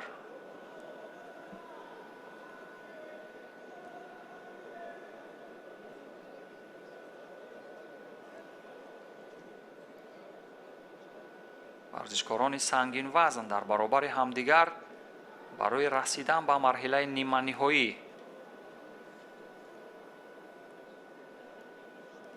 варзишгари иҷрои усулро ба ин тартиб бубинед. варзишгари Арманистон ҳаккоб Аракиян бо яктаки сабз ҳаст. дӯстони азиз, ӯ дар баробари Шаҳбоз Варанлу аз ҷумҳурии исломии Эрон рақобат мекунад. марҳилаи сеюм ҳаст ва барои расидан ба ниманиҳоӣ талош мекунанд. яъне дар чаҳорякниҳоӣ ҳастанд. 1 дақиқа аз вақти маъмулӣ пушти сар шуд. на варзишгари Арманистон ва на варзишгари Эрон иҷрои усул надоштанд. як огоҳӣ фақат ба варзишгари Арманистон ҳакуб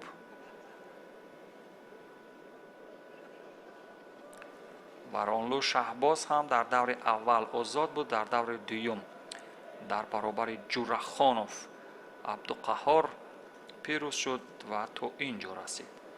ва варзишгари Арманистон бошад, дар даври аввал бар Бобоев Бобоҷон пирӯз шуда буд ва дар даври дуюм бар Зарипов Амирҷон аз Федератсияи Россия дастболо шуд ва то ба марҳилаи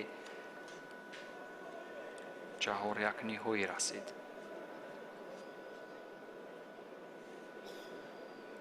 ба ҳамин тартиб марҳилаи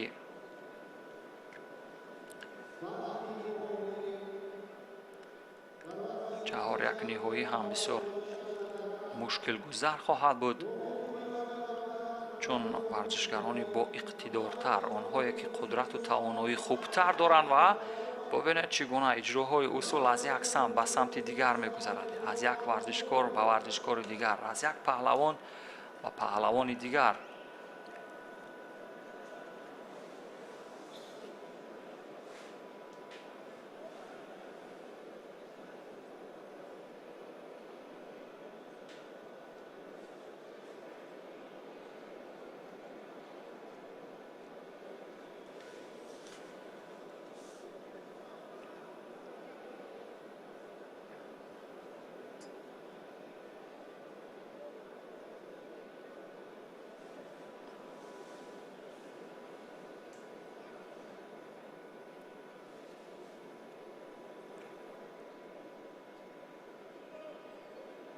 азбаски шеваи паҳлавонӣ ё ҳамин гӯштингирӣ ба таъбири дигар қариб ки дар бисёр қавму миллиятҳои дигар ҳам ҳаст ва қадимтарини онҳо ки ҳамин гӯштини миллӣ гӯштингирии тоҷикистон ҳаст ё тоҷикон ҳаст. аз ин рӯ барои паҳлавонони меҳмон ки ба тоҷикистон меоянд дар ҳамон қонуну қавонини гӯштини миллии мо қариб ки ҳеҷ дар намемонанд. дар ҳамон як лаҳзаи аввал ки ба онҳо мефаҳмонанд, яъне дар кадом сурат ба онҳо огоҳӣ дода мешавад ва дар кадом ҳолат онҳо шанси дарёфти камтарин имтиёз ё имтиёзи миёна ва имтиёзи комилро доранд, ба онҳо низ фаҳмонида мешавад ва онҳо фавран ин чизро мефаҳманд. ва гӯштини миллии мо ки нисбат ба дигар гӯштинҳо фарқ мекунад бо ҳамо қонуну қавонини хоси худаш. қариб дар аксар гӯштинҳои дигар миллиятҳо ончунон ки мушоҳида мекунем, дар кор дар замин ё ҳамон усулҳои дар замин кор мекунанд варзишгарон истифода мешавад. дар гӯштини миллии мо чунин нест ва дигар чандин сабку вижагиҳое ки ҳаст дар гӯштини миллии мо, яъне як қонуну вижагиҳои гӯем худашро дорад. ба ҳамин хотир аст ки гӯштини мо яъне зуд ба ҷаҳониён писанд омад. имрӯз ҳудуди 30 кишвари дунё ба тоҷикистон ташриф оварданд бо намояндаҳои худ ва ончунон ки мушоҳида кардем, аз ҳузури меҳмонон, аз меҳмононе ки ба пойтахти тоҷикон шаҳри душанбе ташриф оварданд, воқеан аз чеҳраи онҳо эҳсос мекардем ки онҳо بسیار شاد و مسرور هستند. از مهمان‌نوازی تاجیکان، از مناسبت صمیمانه نسبت به مهمانان بسیار مسرور بودند مهمانان. و قبل از این که دوستان عزیز به همین اتاق شارح بیایم، با چند نفر از شارحان بین الملل، با چند نفر از داوران بین المللی صحبت داشتیم که یک فیلم هم تهیه خواهیم کرد از تشریف مهمانان به چهارمین مرحله جام رئیس شهر دوشنبه اوید به گشتین ملی و همچنین از ورزشکاران و داوران درجه بین المللی و مهمانانی به تاجیکستان آمده از خارج کشور مصاحبه گرفتیم که اکثریت کل آنها واقعا یک نگاهی خوب و نیک به آینده درخشان هم گشتین ملی، هم فرهنگ و همون گردشگری و سیاحی تاجیکستان داشتند. به همین ترتیب با اختلاف کوچکترین در این رقابت ورزشگر از ایران ورانلو شهباز دست بالا می شود و او به مرحله نیمه نهایی رقابت ها می رود.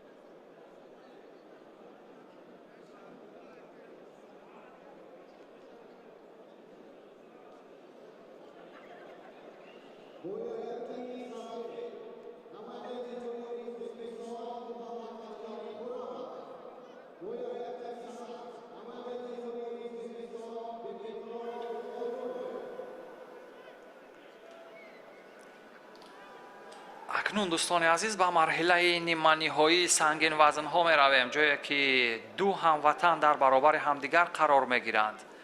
هر دو هم پهلوانان ازبکستان هستند. با یک تکی سفید این محمد کریم خرموف هست که در مرحله نیمه نهایی بر فردوس نسیموف با کمترین اختلاف امتیازها پیروز شده بود و بکمراد آلتیبایف باشد واقعا یک کار شایسته را به سامان رسانید. در مرحله چهار یک نهایی بکمراد آنچنان که تماشا کردیم بر آن یا ورزشگر از تایلند یک اصول پرتابی سر شانه را به اجرا رسانید و به اینجا رسید.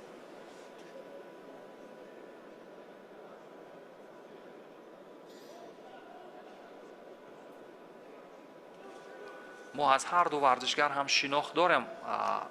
مخلصان و هواداران گشتین ملی، گشتینگیری و همچنین گشتین جودو می‌دانند که این ورزشگران قبلا و فعلا هم در گشتین جودو هم تمرین میکنند و با گشتین کورش پیوستن بکمراد از احتمال دور نیست دوستان عزیز، چون که بکمراد فعلا در میان سنگین وزن‌های ازبکستان گویم موقع خودش را از دست تا جای داده است یا اگر در همون رده‌بندی یا ریتینگ سنگین وزن‌های ازبکستان بگیریم امروز علیشیر یوسوپوف یک تن از سنگین وزن‌های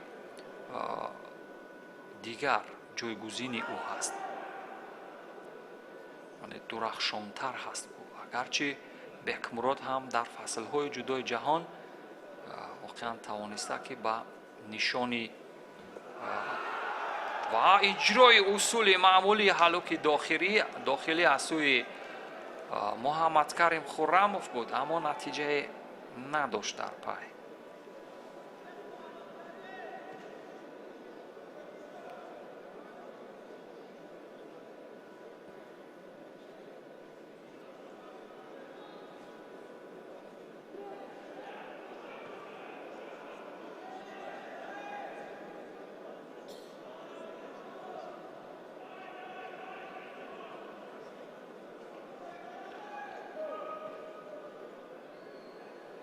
در این کوشش یا در این جست بار دیگر هم این محمد کریم اجرای اصول میکنه به سمت چپ. ورزشگران ازبکستانی که در میان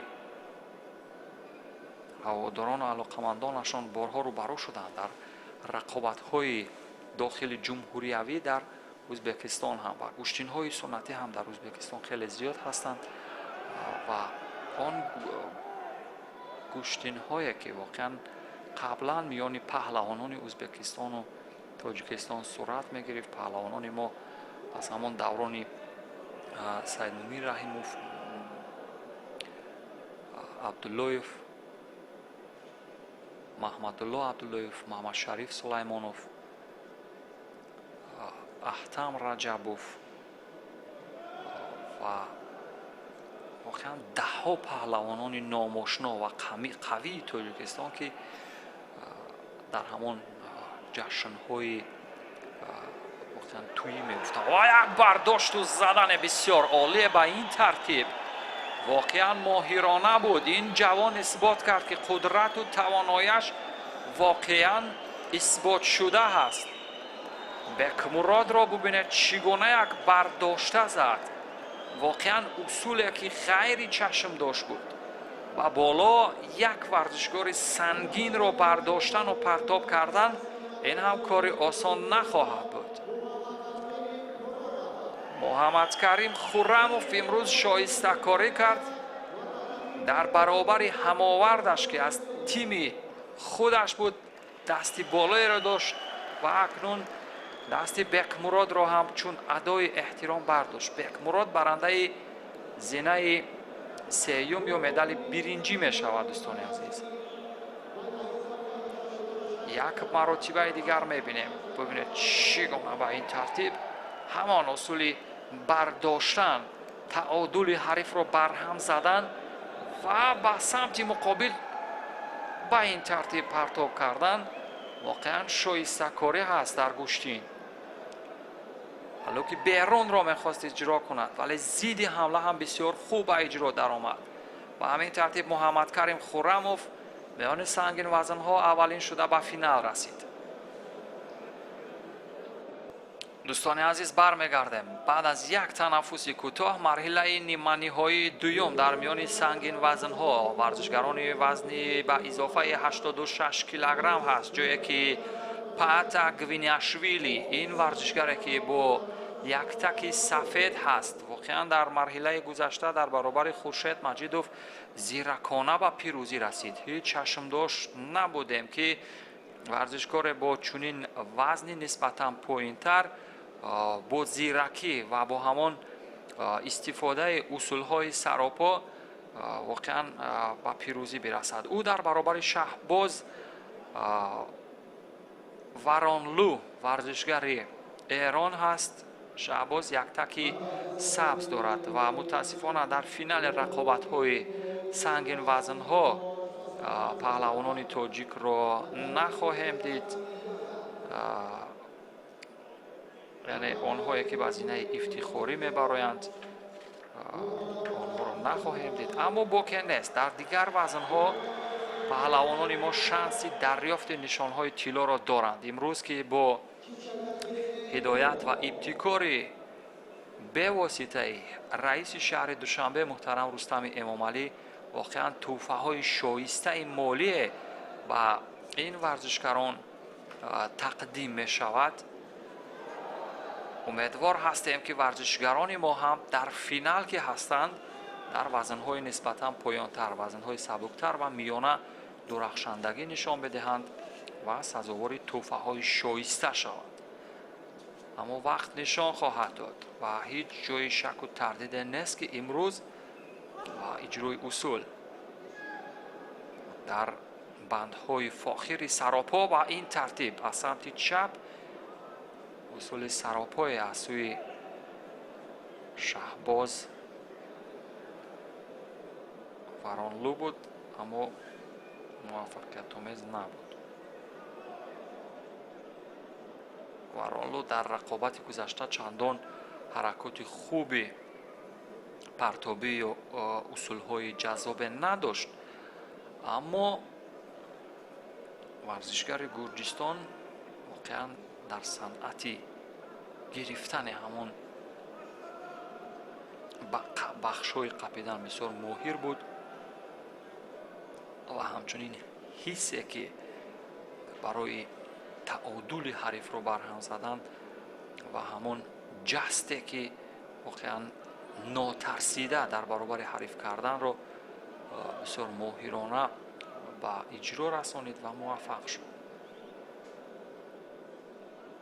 баростӣ ин Паата Гвиняшвили варзишгаре ки чандон шинохташуда нест дар миёни варзишгарони гурҷистонӣ, аммо имрӯз ончунон ки ҳамон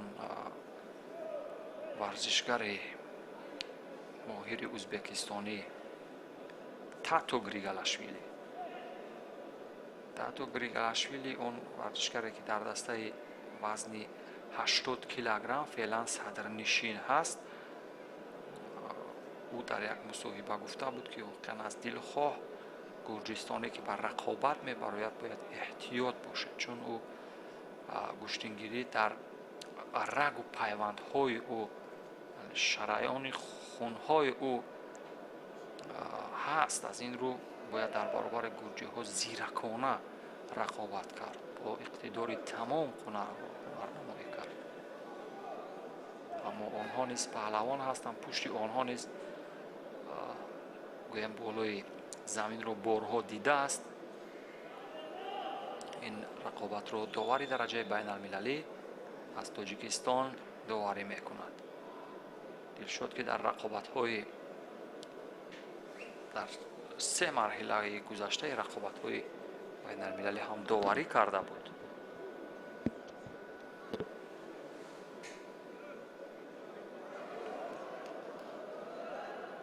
назар мерасад варзишгари Гурҷистон ҳамон сабки дар баробари ҳарифон истифода бурдани қувваву тавони онҳоро бар муқобили худи онҳо дорад, чун эҳсос мешавад ки як варзишкори зирак аст ва аз лиҳози иҷро кардани фану тарфандҳои гуногун ё ҳамон усул ва зермаҷмуаҳои усулҳо воқеан моҳирона кор мекунад.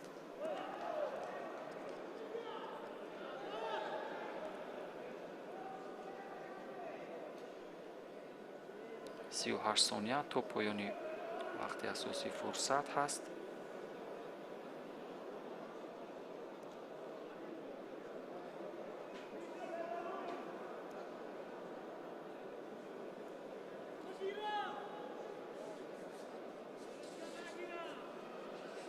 доварон як машварат доранд байни ҳам ё хулосагирӣ мекунанд, як суҳбати кӯтоҳе доранд дар мавриди оне ки варзишгари камкортарро мушаххас кунанд. ин шояд нисбат ба варзишгари Эрон буд. дар сурати камкор дидани ӯ ё камфаъол будани ӯ эҳтимол дорад ки дуюмин бадан ва ин ғолибият бар гвиняшвили хоҳад буд.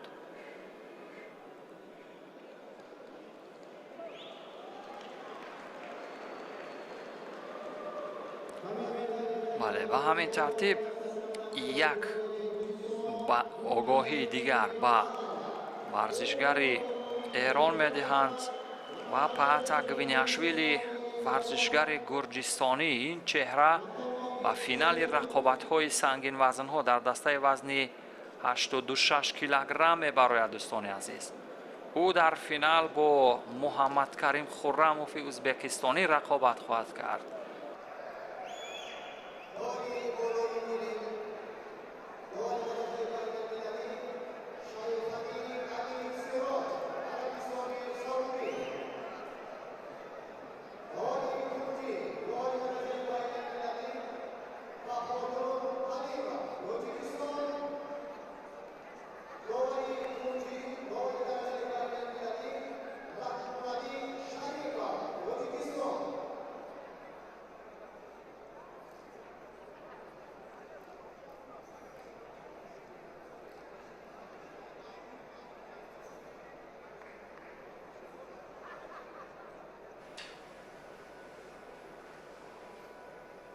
инак ҳаводорону алоқамандони гӯштини миллии гӯштингирӣ, финали деринтизор, финале ки гуфтем диданӣ хоҳад шуд, фаро расид. паҳлавони ӯзбекистон бо либосҳои сафед аст Муҳаммадкарим Хуррамов ва варзишгари гурҷистонӣ ин чеҳра Гвиняшвили Паата. варзишгари гурҷистонӣ агарчи нисбатан вазни сабуктар дорад дар баробар ба дигар ҳамовардон ё ҳарифонаш, аммо аз лиҳози қудрату тавонмандӣ дар бахши партобӣ усулҳои ҷаззоб ҳеҷ камие надорад нисбат ба ҳарифон. ва бубинем оё ӯзбекистон як тиллои дигар мегирад ва тиллоҳояш баробар мешавад ба Тоҷикистон, ва ё гурҷистон тиллои ягонаи худро аз ин рақобатҳо ба даст хоҳад овард. гурҷистон ҳам ду шанс дошт барои ба даст овардани тилло. аммо дар миёни сабуквазнҳо Халифаев Мулло Раҷаб дар дастаи вазни 65 кило гурҷистониро дар финал воқеан моҳирона шикаст дод. устокорона усулҳои партобиро ба иҷро расонид ва муваффақ шуд. аммо ин гурҷистонӣ ки дар рақобатҳои имрӯза умеди тиллои сангинвазнҳои Тоҷикистон Хуршед Маҷидовро мағлуб кард, дар финал ҳаст дар баробари Муҳаммадкарим Хуррамов истодааст. як огоҳӣ мегирад варзишгари гурҷистон, аммо ба назар мерасад ки ҳаракоти тактикии хуберо ба кор мебарад варзишгари гурҷистон ва ҳарифони сангинвазнро хаста карда онҳоро то ҷои ҳамон қудрату тавоноияшон дар пое ки камтар мемонад ба онҳо ҳамла мекунад. шояд ба ҳамин шева кор бигирад, аммо Хуррамов ҳам варзишгари ҷавону нерӯманде ҳаст. як нерӯи ҷавоние дар ҳастаи ӯ ҳаст. бубинед чӣ гуна аз лиҳози физикӣ моҳирона амал мекунад, як бадан мегирад. Муҳаммадкарим Хуррамов як бадан мегирад ва ин ҳам ҳадди аққали имтиёзҳо аст. 1.5 дақиқа мубориза бурданд ва 1.5 дақиқаи вақти маъмулӣ то инҷо бо як бадан тамом шуда, вале 3.5 дақиқаи дигар то поёни вақти маъмулӣ фурсат ҳаст. мухлисон ҳам салони баргузории мусобиқотро тарк нагуфтанд. тамошо доранд аз наздик, шӯру шавқ мебардоранд, чун гӯштини миллии ягона варзише ки воқеан дар остонаи ҷашни наврӯзи байналмилалӣ ҳазорон мухлисро даври ҳам ҷамъ меоварад. як ҷашни табиат, як ҷашни бо ҳам омаданҳо, як ҷашни воқеан бо ҳиссу эҳсосоти баланди инсонӣ, як ҷашне воқеан саропо аз муҳаббату садоқат, як ҷашне ки бӯи зиндагӣ ба машом мерасад, як ҷашни тоза шудани нафасҳо, як ҷашне ки воқеан از قرن نیوگان سرچشمه میگیرد و امروز بین المللی شده است و این سنت های آن هستند که با توفیل شخصیت های واقعا سرسپرده این وطن و این ملت این مقام بین المللی را گرفتند و امروز هزاران بیننده از خارج کشور میآیند، اشتراکچیان صدها پهلوان از خارج کشور میآیند تا اشتراک کنند در این مسابقات و تاجیکستان تشریف میارند و همانطور که گفتیم واقعا شیوه تشویق و ترغیب همین عنعنات قدیمی تاجیکان را امروز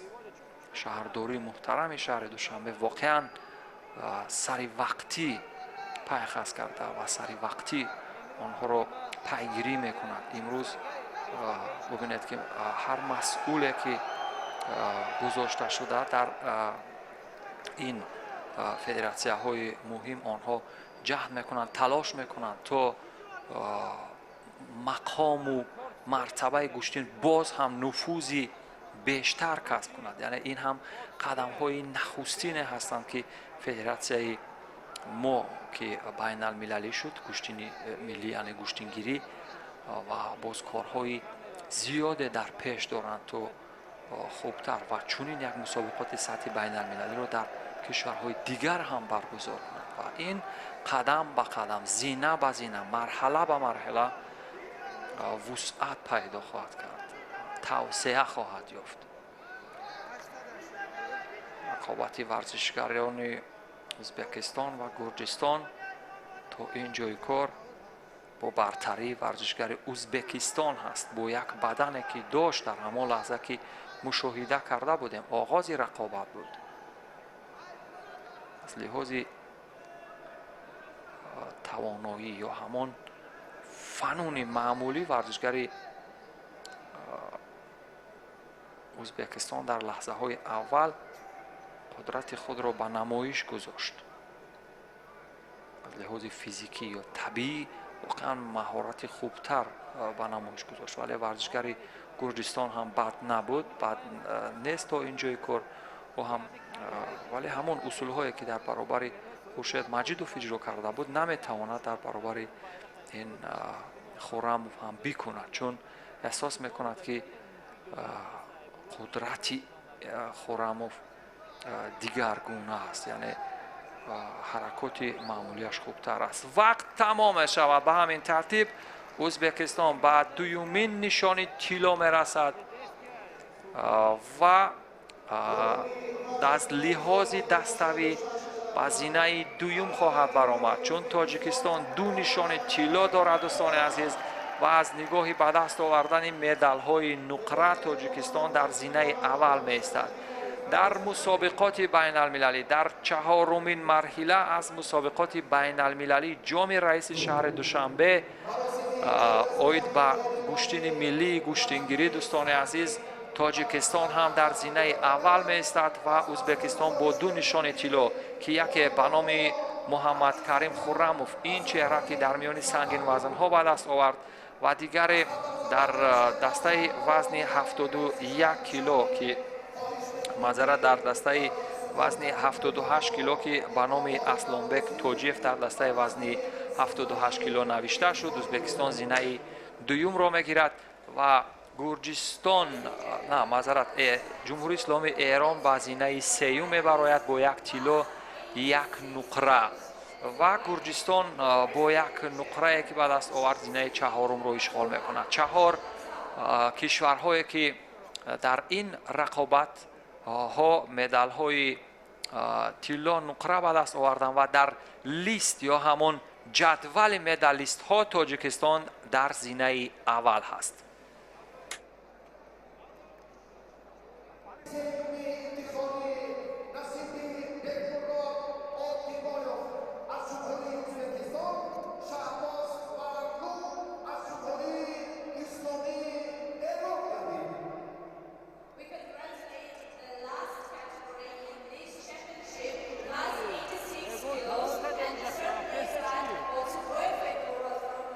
اکنون دوستان عزیز رسم تقدیم جایزه ها است یا مراسم سپردن جایزه ها به غالبان وزنی به اضافه 87 کیلوگرم.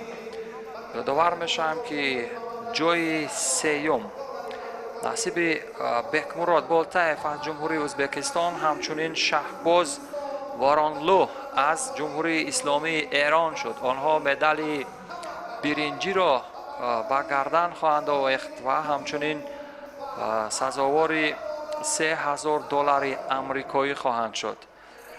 و ورزشگر گرجستان که در فینال شکست خورد از یک ورزشگر ازبکستانی دیگر، او برنده مدال نقره می شود. گوینیاشویلی پاتا، این چهره برنده مدال نقره و سزاوار $7000 امریکایی شد. و برنده نشان طلا و همچنین سزاوار $10,000 امریکایی، این هم محمد کریم خرموف می شود، ورزشگر ازبکستانی که خیلی خوش درخشید. و یادآور میشم دوستان عزیز یک بار دیگر که ازبکستان با 2 نشان طلا در زینه دوم ایستاد بعد از تاجیکستان. تاجیکستان 2 طلا، 1 نقره و 8 نشان برنجی به دست آورد که این هم البته شایسته افتخار است. و حالا سرود ملی ازبکستان به افتخار پیروزی محمد کریم خرموف.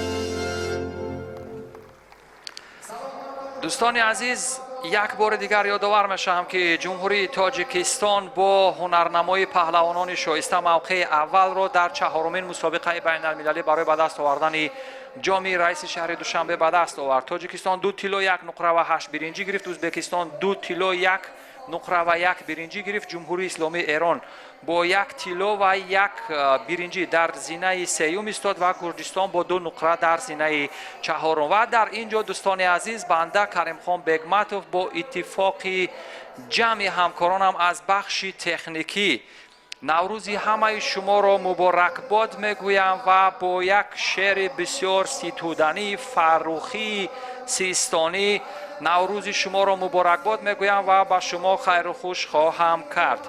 بدین شایستگی جشن، بدین بایستگی روز ملک را در جهان هر روز جشن باد و نوروزه. نوروزتان مبارک، شب و روزتان خوش.